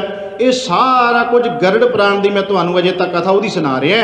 ਮਤਾ ਸੋਚੋ ਵੀ ਭਾਈ ਸਾਹਿਬ ਅੱਜ ਕੀ ਗੱਲ ਗਰੜ ਪੁਰਾਣ ਦੀ ਕਥਾ ਸੁਣਾਉਣ ਲੱਗ ਪਏ, ਗੁਰੂ ਗ੍ਰੰਥ ਸਾਹਿਬ ਦੀ ਨਹੀਂ ਕਰ ਰਹੇ। ਕਿਉਂਕਿ ਇਸ ਕਰਕੇ, ਕਿਉਂਕਿ ਅੱਜ ਦਾ ਸ਼ਬਦ ਹੀ ਇਸ ਸੰਬੰਧ ਵਿੱਚ ਹੈ, ਮਿਰਤਕ ਤੇ ਮੁਰਦੇ ਦੇ ਸੰਬੰਧ ਵਿੱਚ ਹੈ, ਤਾਂ ਮੇਰੇ ਮਨ ਵਿੱਚ ਵਿਚਾਰ ਆਇਆ ਵੀ ਕੱਲ੍ਹ ਵਾਲਾ ਸ਼ਬਦ ਵੀ ਇਹੀ ਸੀ, ਅੱਜ ਵੀ ਉਹੀ ਹੈ, ਤੇ ਮਿਰਤਕ ਸੰਸਕਾਰ ਦੀ ਗੱਲ ਜ਼ਰੂਰ ਜਿਹੜੀ ਹੈ ਇਹ ਸਾਨੂੰ ਪਤਾ ਹੋਣੀ ਚਾਹੀਦੀ ਹੈ, ਤਾਂ ਕਿ ਕਿਤੇ ਵੀ ਇਹ, ਕਿਉਂਕਿ ਇਹ ਤਾਂ ਅਟਲ ਸੱਚਾਈ ਹੈ, ਮਰਨਾ, ਭਾਵੇਂ ਕਿ ਬੰਦਾ ਮਰਨਾ ਸੁਣਨਾ ਬਹੁਤ ਔਖਾ ਹੁੰਦਾ ਹੈ, ਕਿ ਮਰਦਿਆਂ ਦੀਆਂ ਗੱਲਾਂ ਤੁਸੀਂ ਕਰੋਗੇ ਤੇ ਬੰਦਾ ਬਹੁਤਾਤਰ ਸੁਣ ਨਹੀਂ ਸਕਦਾ, ਪਰ ਸੱਚਾਈ ਅਸਲ ਵਿੱਚ ਇਹ ਹੈ ਵੀ ਮੌਤ ਕਬੂਲ ਕਰਨੀ ਚਾਹੀਦੀ ਹੈ। ਖੈਰ, ਇਹ ਸਾਰੀਆਂ ਚੀਜ਼ਾਂ ਬ੍ਰਾਹਮਣ ਕਹਿੰਦਾ ਵੀ ਲਿਆ ਕੇ ਬੰਦੇ ਦੇ ਉੱਥੇ ਰੱਖ ਦਿਓ, ਰੱਖੀਆਂ ਜਾਂਦੀਆਂ। ਹੁਣ ਇਹਨੂੰ ਥੋੜ੍ਹਾ ਜਿਹਾ ਆਓ ਦੇਖੀਏ, ਤਾਂ ਹੋ ਗਿਆ ਮਨਮਤ ਸਾਰੀ ਜਿਹੜੀ ਹੋ ਰਹੀ ਹੈ, ਤੇ ਇਹ ਕੀ ਅੱਜ ਨਹੀਂ ਹੋ ਰਹੀ? ਅੱਜ ਵੀ ਐਸਾ ਹੀ ਹੋ ਰਿਹਾ। ਅੱਜ ਵੀ ਹੱਡੀਆਂ ਨੂੰ ਚੁਗਿਆ ਜਾਂਦਾ ਹੈ, ਖਾਸ ਜਗ੍ਹਾ ਤੇ ਪਾਉਣ ਵਾਸਤੇ ਲਾਓ ਲਸ਼ਕਰ ਲੈ ਕੇ ਜਾਇਆ ਜਾਂਦਾ। ਮੈਂ ਹੈਰਾਨ ਹੁੰਦਾ ਕਿ ਇਹਨਾਂ ਹੱਡੀਆਂ ਨੂੰ ਪਾਉਣ ਵਾਸਤੇ ਜੇ ਕੋਈ ਬਾਬਾ ਵੀ ਮਰਦਾ ਤੇ ਗੱਡੀਆਂ ਸ਼ਿੰਗਾਰ ਕੇ ਲਾਓ ਲਸ਼ਕਰ ਲੈ ਕੇ ਨਾ ਪੂਰਾ, ਵੀ ਪਤਾ ਨਹੀਂ ਕਿੱਡਾ ਕੁ ਵੱਡਾ ਜਿਵੇਂ ਤਗੜਾ ਕਾਰਜ ਕਰਨ ਚੱਲੇ ਹੈ ਪੰਜਾਬ ਦੀ ਧਰਤੀ। ਤੁਸੀਂ ਦੇਖੋ ਕੋਈ ਬਾਬਾ ਮਰਦਾ ਤੇ ਉਹਦੀਆਂ ਹੱਡੀਆਂ ਸੁੱਟਣ ਵਾਸਤੇ ਜਾਣਾ ਹੁੰਦਾ ਨਾ, ਤੇ ਲਾਓ ਲਸ਼ਕਰ ਜਾਂਦਾ ਹੈ, ਬੱਸਾਂ ਸਜਾਈਆਂ ਜਾਂਦੀਆਂ, ਆਓ ਜੀ ਸੰਗਤ ਚੱਲੀ ਬਾਬਾ ਜੀ ਦੀਆਂ ਹੱਡੀਆਂ ਨੂੰ ਲੈ ਕੇ ਹਰਿਦੁਆਰ, ਵੀ ਉੱਥੇ ਕਿਤੇ ਸੁੱਟ ਦਿਓ ਵਗਦੇ ਪਾਣੀ 'ਚ। ਐਵੇਂ ਲੋਕਾਂ ਨੂੰ ਕਾਹਨੂੰ ਤੁਸੀਂ ਇਹਦੇ 'ਚ ਕੀ ਸਿੱਖਿਆ ਦਿੰਦੇ ਹੋ? ਲੋਕਾਂ ਨੇ ਤਾਂ ਸਿੱਖਿਆ ਧਾਰਮਿਕ ਬੰਦਿਆਂ ਤੋਂ ਹੀ ਲੈਣੀ ਹੈ ਨਾ, ਤੇ ਧਾਰਮਿਕ ਬੰਦੇ ਜੋ ਲੋਕਾਂ ਦੇ ਸਾਹਮਣੇ ਸ਼ੋਅ ਕਰਦੇ ਨੇ, ਕੀ ਸਿੱਖਿਆ ਕੋਈ ਲੈ ਲਵੇਗਾ ਉਹਨਾਂ ਤੋਂ? ਅਗਲੇ ਕਹਿਣਗੇ ਵੀ ਫਲਾਣੇ ਬਾਬੇ ਦੇ ਤੇ ਜਦੋਂ ਹੱਡੀਆਂ ਲੈ ਗਏ ਸੀ ਬੜਾ, ਉਦੋਂ ਤੇ ਸੰਗਤਾਂ ਨੇ ਬੜੇ ਵੱਡੇ ਭਾਰੀ ਇਕੱਠ ਵਿੱਚ ਗਈਆਂ ਸੀ। ਤੇ ਇਹ ਮਨਮਤ ਹੈ, ਨਹੀਂ ਕਿਸੇ ਨੇ ਸਮਝੀ ਵੱਖਰੀ ਗੱਲ ਹੈ, ਪਰ ਮਨਮਤ ਤਾਂ ਮਨਮਤ ਹੀ ਹੈ, ਕੋਈ ਵੀ ਕਰੇ। ਜਦੋਂ ਅਖੰਡ ਪਾਠ ਦਾ ਭੋਗ ਪੈਂਦਾ ਹੈ, ਗੁਰਦੁਆਰੇ ਦੇ ਵਿੱਚ ਲਿਆ ਕੇ ਸਾਰੀਆਂ ਚੀਜ਼ਾਂ ਰੱਖੀਆਂ ਜਾਂਦੀਆਂ ਨੇ। ਘਰਾਂ ਦੇ ਵਿੱਚ ਜਦੋਂ ਪਾਠ ਕੋਈ ਕਰਾਉਂਦਾ, ਘਰਾਂ 'ਚ ਰੱਖੀਆਂ ਜਾਂਦੀਆਂ ਨੇ। ਉੱਥੇ ਲਿਆ ਕੇ ਜੋੜਾ ਵੀ ਰੱਖ ਦਿੰਦੇ ਹੈ, ਬਿਸਤਰਾ ਵੀ ਰੱਖ ਦਿੰਦੇ ਆ, ਮੰਜਾ ਵੀ ਰੱਖ ਦਿੰਦੇ ਆ, ਭਾਂਡੇ ਵੀ ਰੱਖ ਦਿੰਦੇ ਆ, ਇਹ ਸਾਰਾ ਕੁਝ ਰੱਖਿਆ ਜਾਂਦਾ। ਪੰਜਾਬ ਦੇ ਵਿੱਚ ਤਾਂ ਸਾਨੂੰ ਇਸ ਚੀਜ਼ ਦੇ ਉੱਤੇ ਬਹੁਤ ਜ਼ਿਆਦਾ ਪਾਠੀ ਸਿੰਘਾਂ ਗ੍ਰੰਥੀਆਂ ਤੋਂ ਬੜੀਆਂ ਗੱਲਾਂ ਸੁਣਨੀਆਂ ਪੈਂਦੀਆਂ। ਜਦੋਂ ਉੱਥੇ ਪੰਜਾਬ 'ਚ ਅਸੀਂ ਕਿਤੇ ਮਿਰਤਕ ਸੰਸਕਾਰ 'ਤੇ ਜਾ ਕੇ ਕਿਸੇ ਦੇ ਘਰੇ ਕਥਾ ਕਰੀਦੀ ਹੈ, ਤੇ ਸਾਰੀਆਂ ਗੱਲਾਂ ਫਿਰ ਕਰਨੀਆਂ ਪੈਂਦੀਆਂ। ਜਦੋਂ ਫਿਰ ਗੁਰਦੁਆਰੇ ਦਾ ਗ੍ਰੰਥੀ ਭਾਈ ਬਾਅਦ ਵਿੱਚ ਸਾਨੂੰ ਮਿਲਦਾ, ਕਹਿੰਦਾ ਭਾਈ ਸਾਹਿਬ ਜੀ ਤੁਸੀਂ ਆਏ ਹੋ, 10 ਮਿੰਟ ਕੀਤੀ ਕਥਾ, ਤੁਹਾਨੂੰ 4 ਪੈਸੇ ਹੋ ਗਏ, ਲੈ ਕੇ ਤੁਸੀਂ ਗਾਂਹ ਗਏ, ਸਾਡਾ ਰੋਟੀ ਰੋਜੀ ਤੁਸੀਂ ਬੰਦ ਕਰ ਗਏ। ਫਿਰ ਪੁੱਛਦਾ ਤੁਹਾਡੇ ਰੋਟੀ ਰੋਜੀ ਦੀ ਕਿਹੜੀ ਗੱਲ ਅਸੀਂ ਕਰ ਗਏ? ਆਖੇ ਮੰਜੇ ਤੁਹਾਡੇ ਕਹਿਣ ਨਾਲ ਫਿਰ ਮੰਜੇ ਬੰਦ ਹੋ ਜਾਣੇ ਆਉਣੇ, ਭਾਂਡੇ ਬੰਦ ਹੋ ਜਾਣੇ ਆਉਣੇ, ਜੋੜੇ ਬੰਦ ਹੋ ਜਾਣੇ ਆਉਣੇ, ਰਜਾਈਆਂ ਤਲਾਈਆਂ ਨਹੀਂ ਗੁਰਦੁਆਰੇ ਚੜ੍ਹਨੀਆਂ। ਤੇ ਫਿਰ ਇਹਨੂੰ ਇਹ ਸਮਝਾਈਦਾ ਕਿ ਮੁਰਦਿਆਂ ਦੀਆਂ ਇਕੱਠੀਆਂ ਕਰਨੀਆਂ ਤੁਸੀਂ ਵੀ ਉਤਰਾ ਜਿਹੜੀ ਚੀਜ਼ ਦੀ ਜ਼ਰੂਰਤ ਆ ਪਿੰਡ 'ਚ ਅਨਾਉਂਸਮੈਂਟ ਕਰ ਦਿਓ ਵੀ ਭਾਈ ਜੋੜੇ ਚਾਹੀਦੇ ਗੁਰੂ ਘਰ ਦੇ ਵਿੱਚ, ਸੰਗਤਾਂ ਨੇ ਇੱਥੇ ਰੱਖਣੇ ਆ, ਕੋਈ ਆਉਣ ਜਾਣ ਵਾਲੇ ਰਾਹੀ ਪਾਂਧੀ ਨੂੰ ਚਾਹੀਦੇ ਆ ਭਾਈ, ਗੁਰੂ ਘਰ 'ਚ ਬਰਤਨਾਂ ਦੀ ਜ਼ਰੂਰਤ ਹੈ, ਅਨਾਉਂਸਮੈਂਟ ਕਰ ਦਿਓ। ਗੁਰੂ ਘਰ 'ਚ ਭਾਈ ਬਿਸਤਰਿਆਂ ਦੀ ਜ਼ਰੂਰਤ ਹੈ, ਮੰਜਿਆਂ ਦੀ ਜ਼ਰੂਰਤ ਹੈ। ਤੁਸੀਂ 2-4 ਮੰਗੋਗੇ, ਲੋਕਾਂ ਨੇ ਪਤਾ ਨਹੀਂ ਇੱਕ ਬੰਦੇ ਨੇ ਕਿੰਨੇ ਲਿਆ ਕੇ ਦੇ ਦੇਣੇ ਆ। ਧਾਰਮਿਕ ਕੰਮ ਕਰਨ ਵਾਸਤੇ, ਸੇਵਾ ਵਾਸਤੇ ਤਾਂ ਦੁਨੀਆ ਤਤਪਾ ਰਹਿੰਦੀ ਹੈ, ਪਰ ਤੁਸੀਂ ਇਹ ਮੁਰਦਿਆਂ ਵਾਲੇ ਕਿਉਂ ਇਕੱਠੇ ਕਰਨੇ ਆ? ਤੁਸੀਂ ਇਹ ਜਿਹੜਾ ਹੈ ਸੰਗਤਾਂ ਕੋਲੋਂ ਮੰਗ ਲਓ। ਦੂਜੀ ਗੱਲ ਉਹਨਾਂ ਨੂੰ ਇਹ ਸਮਝਾਈਦੀ ਹੈ ਕਿ ਮੁਰਦਿਆਂ ਦੀਆਂ ਚੀਜ਼ਾਂ ਬਹੁਤੀਆਂ ਵਧੀਆ ਨਹੀਂ ਹੁੰਦੀਆਂ, ਖਿਮਾ ਕਰਨਾ, ਬਹੁਤੀਆਂ ਵਧੀਆ ਨਹੀਂ ਹੁੰਦੀਆਂ। ਕਿਉਂ ਨਹੀਂ ਹੁੰਦੀਆਂ? ਕਿਉਂਕਿ ਮੈਂ ਸਾਰਾ ਕੁਝ ਤਜਰਬੇ ਕੀਤੇ ਹੋਏ ਨੇ। ਜਦੋਂ ਦੁਕਾਨਾਂ 'ਤੇ ਜਾਓਗੇ ਕਿ ਸਾਡਾ ਇਹ ਕਹਿ ਲਓ ਕਿ ਸਾਡੀ ਕਿਰਤ ਵੀ ਹੈ, ਅਤੇ ਸਾਨੂੰ ਕਈ ਕੁਝ ਸਮਾਜ ਵਿੱਚ ਕਈ ਚੀਜ਼ਾਂ ਜਾ ਕੇ ਆਪ ਵੀ ਵੇਖਣੀਆਂ ਪੈਂਦੀਆਂ ਜਾ ਕੇ, ਤਾਂ ਕਿ ਕਲੀਅਰ ਕਰਨ ਵਾਸਤੇ ਗੱਲ ਵੀ ਭਾਈ ਇਹ ਗੱਲ ਸੱਚਾਈ ਹੈ। ਕਈ ਵਾਰ ਅਸੀਂ ਜਾ ਕੇ ਦੁਕਾਨਾਂ 'ਤੇ ਪੁੱਛੀਦਾ ਹੈ ਕਿ ਆਹ ਜਿਹੜੇ ਮੰਜੇ ਹੈ ਵੀ ਇਹ ਬੜੇ ਹੌਲੇ ਜਿਹੇ ਹਲਕੇ ਜਿਹੇ ਬਣਾਏ ਆ, ਅਤੇ ਇਹਨਾਂ ਦਾ ਰੇਟ ਕੀ ਹੈ? ਸਿਰਫ ਇਹ ਪੁੱਛਣ ਵਾਸਤੇ ਵੀ ਪਤਾ ਲੱਗੇ ਵੀ ਹੋ ਕੀ ਰਿਹਾ। ਫਿਰ ਉਹ ਕਹਿੰਦੇ ਨੇ ਭਾਈ ਸਾਹਿਬ ਜੀ ਇਹ ਮੰਜੇ ਤਾਂ ਬਣਾਏ ਨੇ, ਹਲਕੇ ਜਿਹੇ ਨੇ, ਹੌਲੇ ਜਿਹੇ ਨੇ, ਵੀ ਜੇ ਕੋਈ ਮਰੇ ਬੰਦੇ ਵਾਸਤੇ ਲੈਣ ਆਉਂਦਾ ਫਿਰ ਉਹਨੂੰ ਇਹ ਦਈਦਾ ਸਸਤਾ ਜਿਹਾ। ਅਤੇ ਫਿਰ ਜੇ ਕੋਈ ਇਸੇ ਤਰ੍ਹਾਂ ਰਜ਼ਾਈ ਤਲਾਈ ਕਹਿ ਲਓ, ਬਿਲਕੁਲ ਹਲਕੀਆਂ ਜੀਆਂ, ਮਾਸਾ ਕੁ ਵਿੱਚ ਰੂੰ ਹੁੰਦਾ ਹੈ ਵੀ ਇਹ ਤਾਂ ਭਾਈ ਬੜੀਆਂ ਹਲਕੀਆਂ ਜੀਆਂ ਨੇ, ਇਹ ਮਰਿਆਂ ਵਾਸਤੇ ਬਣਾਈਆਂ। ਹੈਰਾਨ ਹੋ ਜਾਈਦਾ ਵੀ ਬੰਦੇ ਮਰੇ ਤੋਂ ਬਾਅਦ ਚੀਜ਼ਾਂ ਵੀ ਉੱਦਾਂ ਦੀਆਂ ਬਣਾਤੀਆਂ। ਜਦੋਂ ਲੈਣ ਵੀ ਜਾਂਦੇ ਤੇ ਲੋਕੀ ਕਹਿੰਦੇ ਇਸ ਤਰ੍ਹਾਂ ਹੀ ਹੈ ਵੀ ਅਸੀਂ ਜੀ ਉਹ ਸਾਡਾ ਜਿਹੜਾ ਮੈਂਬਰ ਚੜ੍ਹਾਈ ਕਰ ਗਿਆ ਸੀ, ਗੁਰਦੁਆਰੇ ਚੜਾਉਣਾ ਸਮਾਨ, ਉਹ ਕਹਿੰਦੇ ਆ ਗੁਰਦੁਆਰੇ ਵਾਲਾ ਸਮਾਨ ਤੁਸੀਂ ਵੱਖਰਾ ਹੀ ਬਣਾ ਕੇ ਰੱਖਿਆ। ਉਹ ਫਿਰ ਨਾ ਗੁਰਦੁਆਰੇ ਦੇ ਕਿਸੇ ਕੰਮ ਆਉਂਦਾ ਹੈ। ਤੁਸੀਂ ਲਿਆ ਕੇ ਉਹ ਮੰਜਾ ਗੁਰਦੁਆਰੇ ਵਿੱਚ ਰੱਖੋ, 2 ਬੰਦੇ ਨਹੀਂ ਬਹਿਣਗੇ, ਟੁੱਟ ਕੇ ਹੋ ਜਾਏਗਾ। ਕੀ ਲਾਭ ਫਿਰ ਇਹੋ ਜਿਹੀਆਂ ਚੀਜ਼ਾਂ ਦਾ ਚੜਾਉਣ ਦਾ? ਫਾਇਦਾ ਵੀ ਕੀ ਹੈ?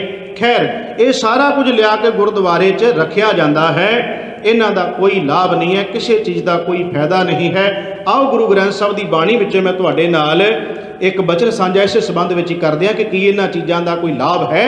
ਸਤਿਗੁਰੂ ਗਰੀਬ ਨਿਵਾਜ ਪਾਤਸ਼ਾਹ ਮਹਾਰਾਜ ਕਹਿੰਦੇ, ਜਮ ਮਾਰਗ ਪੰਥ ਨਾ ਸੁਝਈ। ਸਾਹਿਬ ਜੀ ਕਹਿੰਦੇ ਜਮ ਉਹ ਜਿਹੜਾ ਮਾਰਗ ਹੈ ਨਾ, ਉਹਦੇ ਪੰਥ ਰਸਤੇ ਦਾ ਕਿਸੇ ਨੂੰ ਕੋਈ ਨਹੀਂ ਪਤਾ। ਤੇ ਸਾਹਿਬ ਜੀ ਕਹਿੰਦੇ ਨੇ ਉਜੜ ਅੰਧ ਗੁਬਾਰੋ ਬਾਹ। ਸਾਹਿਬ ਕਹਿੰਦੇ ਉਜਾੜਾ, ਉਜੜਿਆ ਹੋਇਆ ਉਹ ਜਗ੍ਹਾ, ਉੱਥੇ ਅੰਧ ਗੁਬਾਰ ਹੈ, ਹਨੇਰਾ ਹੀ ਹਨੇਰਾ, ਕੋਈ ਸਮਝ ਨਹੀਂ ਹੈ। ਤੇ ਸਾਹਿਬ ਕਹਿੰਦੇ ਨਾ ਜਲ ਲੇਪ ਤੁਲਾਈਆਂ, ਨਾ ਭੋਜਨ ਪ੍ਰਕਾਰੋ ਵਾ। ਹੁਣ ਗੁਰਬਾਣੀ ਕਹਿ ਰਹੀ ਹੈ ਨਾ ਉੱਥੇ ਪਾਣੀ, ਨਾ ਉੱਥੇ ਤਲਾਈਆਂ, ਨਾ ਉੱਥੇ ਰਜ਼ਾਈਆਂ। ਸਾਹਿਬ ਜੀ ਕਹਿੰਦੇ ਨਾ ਕੋਈ ਭੋਜਨ, ਕੋਈ ਚੀਜ਼ ਨਹੀਂ ਜਾਂਦੀ। ਤੇ ਸਾਹਿਬ ਜੀ ਕਹਿੰਦੇ ਭੋਜਨ ਭਾਓ ਨਾ ਠੰਡਾ ਪਾਣੀ, ਨਾ ਕਾਪੜ ਸ਼ਿੰਗਾਰੋ। ਨਾ ਕੱਪੜੇ, ਨਾ ਭੋਜਨ, ਨਾ ਕੋਈ ਪਾਣੀ, ਇਹ ਚੀਜ਼ਾਂ ਨਹੀਂ ਗਈਆਂ। ਹੁਣ ਗੁਰਬਾਣੀ ਕਹਿੰਦੀ ਇਹਨਾਂ ਦਾ ਇਹ ਚੀਜ਼ਾਂ ਨਹੀਂ ਜਾਂਦੀਆਂ, ਅਸੀਂ ਲਿਆ ਕੇ ਉੱਥੇ ਰੱਖਦੇ ਹਾਂ ਵੀ ਇਹ ਚੀਜ਼ਾਂ ਜਾਂਦੀਆਂ ਨੇ।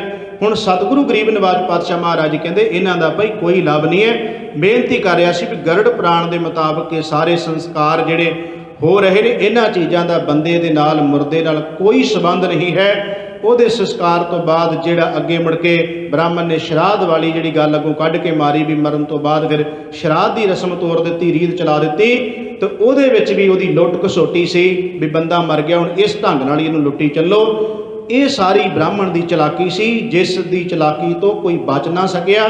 ਪਰ ਜਿਨ੍ਹਾਂ ਨੂੰ ਗੁਰਬਾਣੀ ਦੁਆਰਾ ਸਮਝ ਆਉਂਦੀ ਜਾਂਦੀ ਹੈ ਉਹ ਸੁਚੇਤ ਹੁੰਦੇ ਜਾਂਦੇ ਨੇ ਵੀ ਇਹਨਾਂ ਚੀਜ਼ਾਂ ਦਾ ਕੋਈ ਲਾਭ ਨਹੀਂ ਹੈ। ਇਸ ਤੋਂ ਅੱਗੇ ਜਦੋਂ ਅਸੀਂ ਕਹਿੰਦੇ ਹਾਂ ਕਿ ਜੀ ਬੰਦਾ ਚੜ੍ਹਾਈ ਕਰ ਗਿਆ, ਫਿਰ ਲੋਕ ਸਵਾਲ ਕਰਦੇ ਵੀ ਬੰਦਾ ਆਖਿਰਕਾਰ ਜਾਂਦਾ ਤੇ ਹੋਏਗਾ ਕਿਤੇ, ਇਹਦਾ ਹਿਸਾਬ ਕਿਤਾਬ ਹੈ, ਇਹਨੂੰ ਪੁੱਛਦੇ ਗਿੱਛਦੇ ਹੈ। ਗੁਰਬਾਣੀ ਦੇ ਅੰਦਰ ਮੇਰੇ ਸਾਹਿਬ ਜੀ ਕਹਿੰਦੇ ਨੇ ਜਦੋਂ ਜੀਵ ਚਲਿਆ ਗਿਆ ਤੇ ਸਾਹਿਬ ਜੀ ਕਹਿੰਦੇ ਪਵਨੈ ਮੈਂ ਪਵਨ ਸਮਾਇਆ, ਜੋਤੀ ਮੈਂ ਜੋਤ ਰਲ ਜਾਇਆ। ਕੌਣ ਮੂਆ ਰੇ ਕੌਣ ਮੂਆ, ਬ੍ਰਹਮ ਗਿਆਨੀ ਮਿਲ ਕਰੋ ਵਿਚਾਰੇ ਤੋਂ ਚਲਤ ਪਿਆ। ਵੀ ਮਰੀ ਕਿਹੜੀ ਚੀਜ਼ ਸੀ, ਕਿਹਨੂੰ ਪਤਾ ਲੱਗਿਆ ਵੀ ਕੀ ਮਰਿਆ ਤੇ ਕੀ ਨਹੀਂ। ਮਿਲ ਕੇ ਵਿਚਾਰ ਕਰੋ ਵੀ ਬੰਦਾ ਮਰਿਆ ਤੇ ਕਿੱਧਰ ਚਲਿਆ ਗਿਆ। ਅੱਜ ਵੀ ਗੁਰੂ ਸਾਹਿਬ ਜੀ ਇਹੀ ਕਹਿ ਰਹੇ ਨੇ, ਕਹਿੰਦੇ ਨੇ ਜਦੋਂ ਬੈਠ ਕੇ ਗੱਲਾਂ ਕਰਦੇ ਕਿੱਥੋਂ ਆਇਆ, ਕਿਹੇ ਗਿਆ, ਕਿਹੋ ਸੀ, ਉਹ ਕਿੱਥੋਂ ਆਇਆ ਵੀ ਕਿੱਧਰ ਚਲਿਆ ਗਿਆ, ਇਹ ਸਾਰੀਆਂ ਗੱਲਾਂ ਲੋਕ ਕਰਦੇ ਪਰ ਇਹਨਾਂ ਦਾ ਲਾਭ ਕੋਈ ਨਹੀਂ ਗੱਲਾਂ ਕਰਨ ਦਾ। ਹੁਣ ਜਦੋਂ ਇਹ ਚਿੱਤਰਗੁਪਤ ਦੀਆਂ ਗੱਲਾਂ ਘੜ ਕੇ ਸਾਡੇ ਸਾਹਮਣੇ ਰੱਖ ਦਿੱਤੀਆਂ ਗਈਆਂ ਤੇ ਚਿੱਤਰਗੁਪਤ ਬਾਰੇ ਇੱਕ ਸਕੰਦ ਪੁਰਾਣ ਗ੍ਰੰਥ ਹੈ, ਉਹ ਇਹ ਗੱਲ ਕਹਿੰਦਾ ਕਿ ਜਿਹੜਾ ਚਿੱਤਰਗੁਪਤ ਹੈ ਨਾ, ਜਿਹਨੂੰ ਅਸੀਂ ਕਹਿੰਦੇ ਹਿਸਾਬ ਕਿਤਾਬ ਉੱਤੇ ਬੰਦੇ ਦੇ ਕਰਦਾ, ਉਹ ਕਹਿੰਦੇ ਨੇ ਇੱਕ ਦਿਨ ਧਰਮਰਾਜ ਨੇ ਕੀ ਵੇਖਿਆ ਵੀ ਹਿਸਾਬ ਕਿਤਾਬ ਦੇ ਵਿੱਚ, ਮੈਥ ਵਿੱਚ ਬੜਾ ਮਾਹਰ ਇੱਕ ਬੰਦਾ ਸੀਗਾ, ਬੜਾ ਉਹ ਹੈਗਾ ਰਾਜਾ ਸੀ, ਬੜਾ ਨਿਪੁੰਨ ਸੀ। ਸਕੰਦ ਪੁਰਾਣ ਕਹਿੰਦਾ ਗ੍ਰੰਥ ਹਿੰਦੂ ਧਰਮ ਦਾ, ਕਹਿੰਦੇ ਉਹ ਹੈ ਬੜਾ ਮੈਥ ਦਾ ਬੜਾ ਅਬਲੇ ਦਰਜੇ ਦਾ ਉਹ ਮਾਹਰ ਸੀ ਬੰਦਾ। ਬਹੁਤ ਸੂਝ-ਬੂਝ ਸੀ। ਤੇ ਧਰਮਰਾਜ ਨੂੰ ਪਤਾ ਲੱਗਿਆ, ਉਹਨੇ ਆਪਣੇ ਬੰਦਿਆਂ ਨੂੰ ਘੱਲਿਆ, ਕਹਿੰਦਾ ਵੀ ਜਾਓ ਚੁੱਕ ਕੇ ਲਿਆਓ ਇਹਨੂੰ। ਉਹ ਵਿਚਾਰਾ ਇਸ਼ਨਾਨ ਕਰਨ ਗਿਆ ਸੀ ਨਦੀ ਵਿੱਚ, ਉਹਦੇ ਬੰਦੇ ਉਹਨੂੰ ਡੀਕਦੇ ਰਹੇ। ਜਦੋਂ ਇਸ਼ਨਾਨ ਕਰਕੇ ਬਾਹਰ ਆਇਆ ਤੇ ਕਹਿੰਦੇ ਵੀ ਕੱਪੜੇ ਪਾ ਜਵਾਨਾ ਆਪਾਂ ਚੱਲਣਾ ਹੈ। ਉਹ ਕਹਿੰਦਾ ਵੀ ਜਾਣਾ ਕਿੱਥੇ? ਕਹਿੰਦੇ ਇਹ ਨਹੀਂ ਦੱਸਣਾ ਜਾਣਾ ਕਿੱਥੇ ਹੈ। ਉਹਨੂੰ ਕੱਪੜੇ ਪਵਾਏ ਤੇ ਧਰਮਰਾਜ ਕੋਲੇ ਲੈ ਗਏ। ਧਰਮਰਾਜ ਨੂੰ ਕਹਿੰਦਾ ਜੀ ਕੀ ਕਰਨਾ? ਕਹਿੰਦੇ ਅੱਜ ਤੋਂ ਬਾਅਦ ਵਹੀ ਖਾਤਾ ਫੜ ਲੈ, ਹਿਸਾਬ ਕਿਤਾਬ ਕਰ ਇੱਥੇ ਬਹਿ ਕੇ। ਉਦੋਂ ਦਾ ਕਰੀ ਜਾਂਦਾ, ਪਤਾ ਨਹੀਂ ਉਹ ਕਿੱਥੇ ਬੈਠਾ ਹੈ, ਇਹ ਨਹੀਂ ਕਿਸੇ ਨੂੰ ਪਤਾ। ਤੇ ਇੱਕ ਹੈ ਭਵਿਸ਼ ਪੁਰਾਣ, ਉਹ ਕੀ ਕਹਿੰਦਾ ਹੈ? ਉਹ ਕਹਿੰਦਾ ਬ੍ਰਹਮਾ ਸੁੱਤਾ ਸੀ, ਇੱਕ ਦਿਨ ਸਮਾਧੀ ਲੱਗੀ ਸੀ ਉਹਦੀ, ਤੇ ਸਮਾਧੀ ਦੇ ਲੱਗਿਆਂ ਲੱਗਿਆਂ ਹੀ ਬ੍ਰਹਮਾ ਦੇ ਸਰੀਰ ਵਿੱਚੋਂ ਨਾ ਇੱਕ ਰੰਗਦਾਰ ਬੰਦਾ ਪੈਦਾ ਹੋਇਆ। ਤੇ ਬ੍ਰਹਮਾ ਜਦੋਂ ਸਮਾਧੀ ਚੋਂ ਬਾਹਰ ਨਿਕਲਿਆ, ਉਹਨੇ ਇੱਕ ਬੇਰੰਗਾ ਜਿਹਾ ਬੰਦਾ ਵੇਖਿਆ, ਰੰਗ ਬਿਰੰਗਾ ਜਿਹਾ, ਤੇ ਬ੍ਰਹਮਾ ਨੂੰ ਪੁੱਛਦਾ ਵੀ ਤੂੰ ਕੌਣ ਹੈ? ਕਹਿੰਦਾ ਮੇਰੇ ਹੱਥ 'ਚ ਕੱਲ ਮੈਂ ਦਵਾਤ ਆ, ਮੈਂ ਕੰਮ ਲੈਣ ਆਇਆ, ਕੋਈ ਕੰਮ ਹੈ ਮੇਰੇ ਵਾਸਤੇ? ਉਹ ਕਹਿੰਦੇ ਕੰਮ ਤਾਂ ਹੈਗਾ, ਹਿਸਾਬ ਕਿਤਾਬ ਆਉਂਦਾ ਤੈਨੂੰ ਕਰਨਾ? ਕਹਿੰਦਾ ਕਰ ਲਾਂਗੇ। ਕਹਿੰਦਾ ਲੈ ਅੱਜ ਤੋਂ ਬਾਅਦ ਤੂੰ ਹਿਸਾਬ ਕਿਤਾਬ ਇਹ ਧਰਮਰਾਜ ਦੇ ਨਾਲ ਬਹਿ ਜਾ, ਇਹ ਵਹੀ ਖਾਤਾ ਤੂੰ ਖੋਲਿਆ ਕਰਨਾ। ਇਹੋ ਜਿਹੀਆਂ ਕਹਾਣੀਆਂ ਮਨ ਘੜਤ ਕੱਢ ਕੱਢ ਕੇ ਬ੍ਰਾਹਮਣਾਂ ਨੇ ਜਦੋਂ ਰਾਤ ਸੁਪਨਾ ਆਇਆ ਦਿਨੇ ਲਿਖ ਦਿੱਤਾ ਵੀ ਆਹ ਸੁਪਨਾ ਆਇਆ ਸੀ। ਸਾਡੇ ਇੱਕ ਵਿਦਵਾਨ ਨੇ, ਪ੍ਰਿੰਸੀਪਲ ਸਵਰਨ ਸਿੰਘ ਜੀ, ਬੜੇ ਉੱਚ ਕੋਟੀ ਦੇ ਵਿਦਵਾਨ ਨੇ, ਕਈ ਭਾਸ਼ਾ ਦਾ ਉਹਨਾਂ ਨੂੰ ਗਿਆਨ ਹੈ। 20 ਲੱਖ ਰੁਪਏ ਦੀ ਲਾਇਬ੍ਰੇਰੀ ਉਹਨਾਂ ਦੇ ਘਰ ਵਿੱਚ, ਸਾਡੇ ਬਿਲਕੁਲ ਨਜ਼ਦੀਕ ਰਹਿੰਦੇ। ਕਈ ਵਾਰ ਉਹਨਾਂ ਕੋਲੇ ਜਾਣਦਾ ਸੀ, ਜਦੋਂ 2-2 4-4 5-5 ਘੰਟੇ ਬਹਿ ਕੇ ਉਹਨਾਂ ਕੋਲੋਂ ਸੁਣਨੀਆਂ ਸਾਰੀਆਂ ਗੱਲਾਂ। ਤੇ ਉਹ ਸਾਨੂੰ ਇਸ ਤਰ੍ਹਾਂ ਦੱਸਦੇ ਹੁੰਦੇ ਸੀ ਕਿ ਬੇਟਾ ਇਹ ਜਿਹੜਾ ਜੋ ਕੁਝ ਲਿਖਿਆ ਨੇ ਨਾ ਗ੍ਰੰਥਾਂ ਵਿੱਚ, ਰਾਤ ਸੁਪਨਾ ਆਉਂਦਾ ਰਿਹਾ ਉਹਨਾਂ ਨੂੰ, ਜਿਹੜਾ ਸੁਪਨਾ ਆਇਆ ਦਿਨੇ ਲਿਖ ਮਾਰਿਆ ਵੀ ਆਹ ਕਹਾਣੀਆਂ। ਮਨ ਘੜਤ ਸਾਰੀਆਂ ਕਹਾਣੀਆਂ ਨੇ।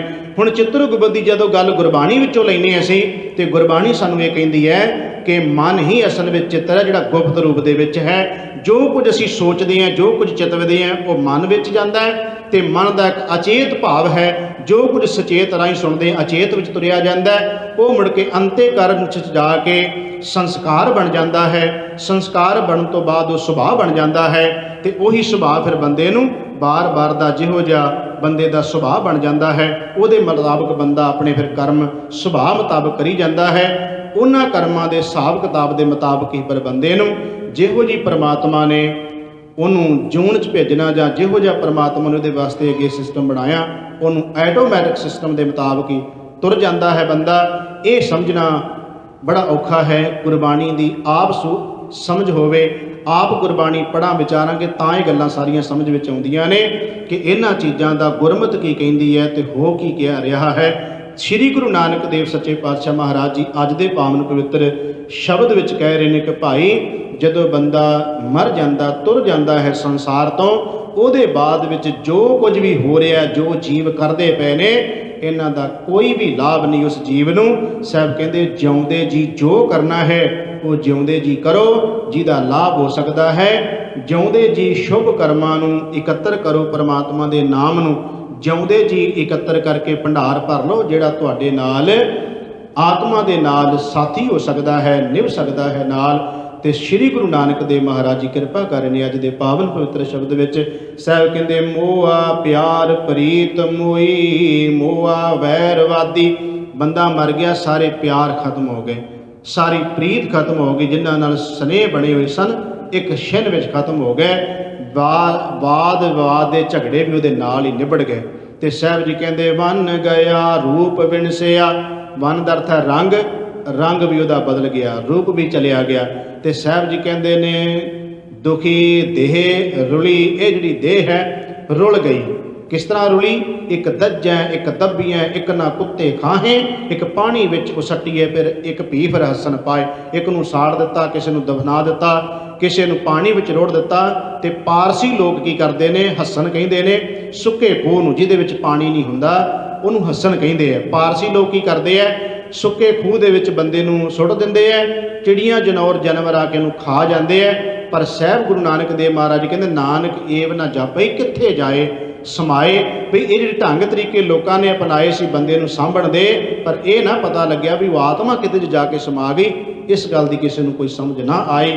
ਤਾਂ ਸਾਹਿਬ ਕਹਿੰਦੇ ਨੇ ਕਿੱਥੋਂ ਆਇਆ ਕਹਿ ਗਿਆ। ਉਸ ਤੋਂ ਬਾਅਦ ਫਿਰ ਲੋਕ ਜੋ ਗੱਲਾਂ ਕਰਦੇ ਨੇ ਵੀ ਇਹ ਆਇਆ ਕਿੱਥੋਂ ਸੀ, ਚਲਿਆ ਕਿੱਥੇ ਗਿਆ ਹੈ, ਕਿਹੋ ਸੀ, ਇਹ ਕਿਹੋ ਜਿਹਾ ਸੀ, ਭਈ ਇਹ ਕੀ ਕਰ ਗਿਆ ਜਗਤ ਵਿੱਚ, ਚੰਗਾ ਕੀ ਕਰ ਗਿਆ, ਮਾੜਾ ਕੀ ਕਰ ਗਿਆ।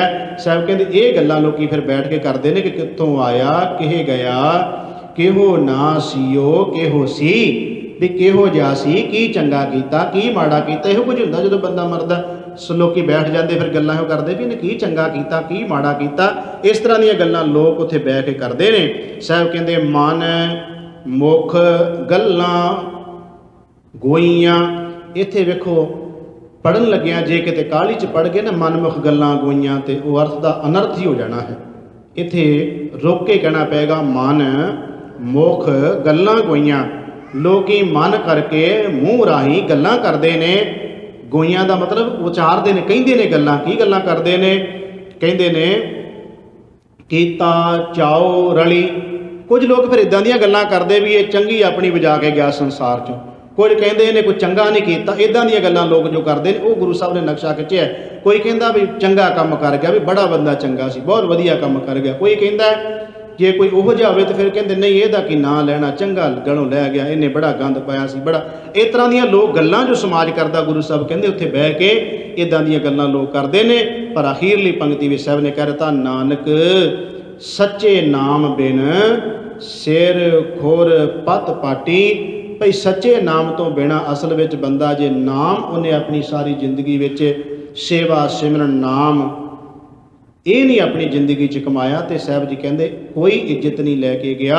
ਇੱਜ਼ਤ ਤਾਂ ਪ੍ਰਭੂ ਦੇ ਦਰਬਾਰ ਵਿੱਚ ਭਈ ਪਰਮਾਤਮਾ ਦਾ ਜੇ ਨਾਮ ਜਪਿਆ ਹੈ, ਸ਼ੁਭ ਕਰਮ ਕੀਤੇ ਨੇ, ਸੇਵਾ ਸਿਮਰਨ ਕੀਤੀ ਹੈ ਤਾਂ ਉਹਦੇ ਬਾਰੇ ਸਾਹਿਬ ਜੀ ਕਹਿੰਦੇ ਜਿਨੀ ਨਾਮ ਧਿਆਇਆ ਗਏ ਮਸ਼ੱਕਤ ਘਾਲ ਨਾਨਕ ਤੇ ਮੁਖ ਉਜਲੇ ਕੀਤੀ ਛੁੱਟੀ ਨਾਲ। ਸਾਹਿਬ ਜੀ ਕਹਿੰਦੇ ਵੀ ਜਿਨ੍ਹਾਂ ਨੇ ਪ੍ਰਭੂ ਪਰਮਾਤਮਾ ਦਾ ਨਾਮ ਜਪਿਆ ਉਹਨਾਂ ਦੇ ਬਾਰੇ ਰੇ ਦਰਗੇ ਕਹੇ ਨਾ ਕੋ ਆਓ ਬੈਠ ਆਦਰ ਸ਼ੁਭ ਦੇਵ। ਸਾਹਿਬ ਜੀ ਕਹਿੰਦੇ ਨੇ ਭਈ ਉਹਨਾਂ ਨੂੰ ਆਦਰ ਮਾਨ ਸਤਿਕਾਰ ਇੱਥੇ ਵੀ ਪ੍ਰਭੂ ਦੇ ਦਰਬਾਰ ਵਿੱਚ ਵੀ ਪ੍ਰਾਪਤ ਹੁੰਦਾ ਹੈ। ਪਰ ਜਿਨ੍ਹਾਂ ਨੇ ਇਸ ਮਨੁੱਖਾ ਜੀਵਨ ਦੇ ਵਿੱਚ ਕੋਈ ਵੀ ਪ੍ਰਭੂ ਪਰਮਾਤਮਾ ਵਾਹਿਗੁਰੂ ਦਾ ਸੇਵਾ ਸਿਮਰਨ ਪਰਉਪਕਾਰ ਨਹੀਂ ਕੀਤਾ, ਸਾਹਿਬ ਜੀ ਕਹਿੰਦੇ ਉਹ ਆਪਣੀ ਇੱਥੇ ਵੀ ਪੱਤ ਗਵਾ ਕੇ ਚਲੇ ਗਏ। ਤੇ ਅੱਗੇ ਵੀ ਸਾਹਿਬ ਜੀ ਕਹਿੰਦੇ ਉਹਨਾਂ ਨੂੰ ਫਿਰ ਵੱਡਾ ਹੁਆ ਦੁਨੀਦਾਰ ਗਲ ਸੰਗਲ ਕੱਤ ਚਲਾਇਆ। ਅੱਗੇ ਕਰਨੀ ਕੀਰਤ ਵਾਚੀਏ ਬਹਿ ਲੇਖਾ ਕਰ ਸਮਝਾਇਆ। ਥਾਉ ਨਾ ਹੋਵੇ ਪਾਉਂਦੀ ਹੁਣ ਸੁਣੀਏ ਕਿਆ ਰੁਆਇਆ। ਮਨ ਅੰਧ ਜਨਮ ਗਵਾਇਆ। ਉਹ ਇਨਸਾਨ ਫਿਰ ਜੂਨਾਂ ਦੇ ਵਿੱਚ ਜਿੱਥੋਂ ਆਇਆ ਵਾਪਸ ਉਹਨਾਂ ਜੂਨਾਂ ਵਿੱਚ ਭਟਕਦਾ ਰਿਹਾ। ਪਰ ਜੇ ਉਹਨਾਂ ਤੋਂ ਜੂਨਾਂ ਤੋਂ ਛੁਟਕਾਰਾ ਪਵਾਉਣਾ ਹੈ ਉਹ ਹੈ ਪਰਮੇਸ਼ਰ ਦੀ ਬਾਣੀ ਸੇਵਾ ਸਿਮਰਨ।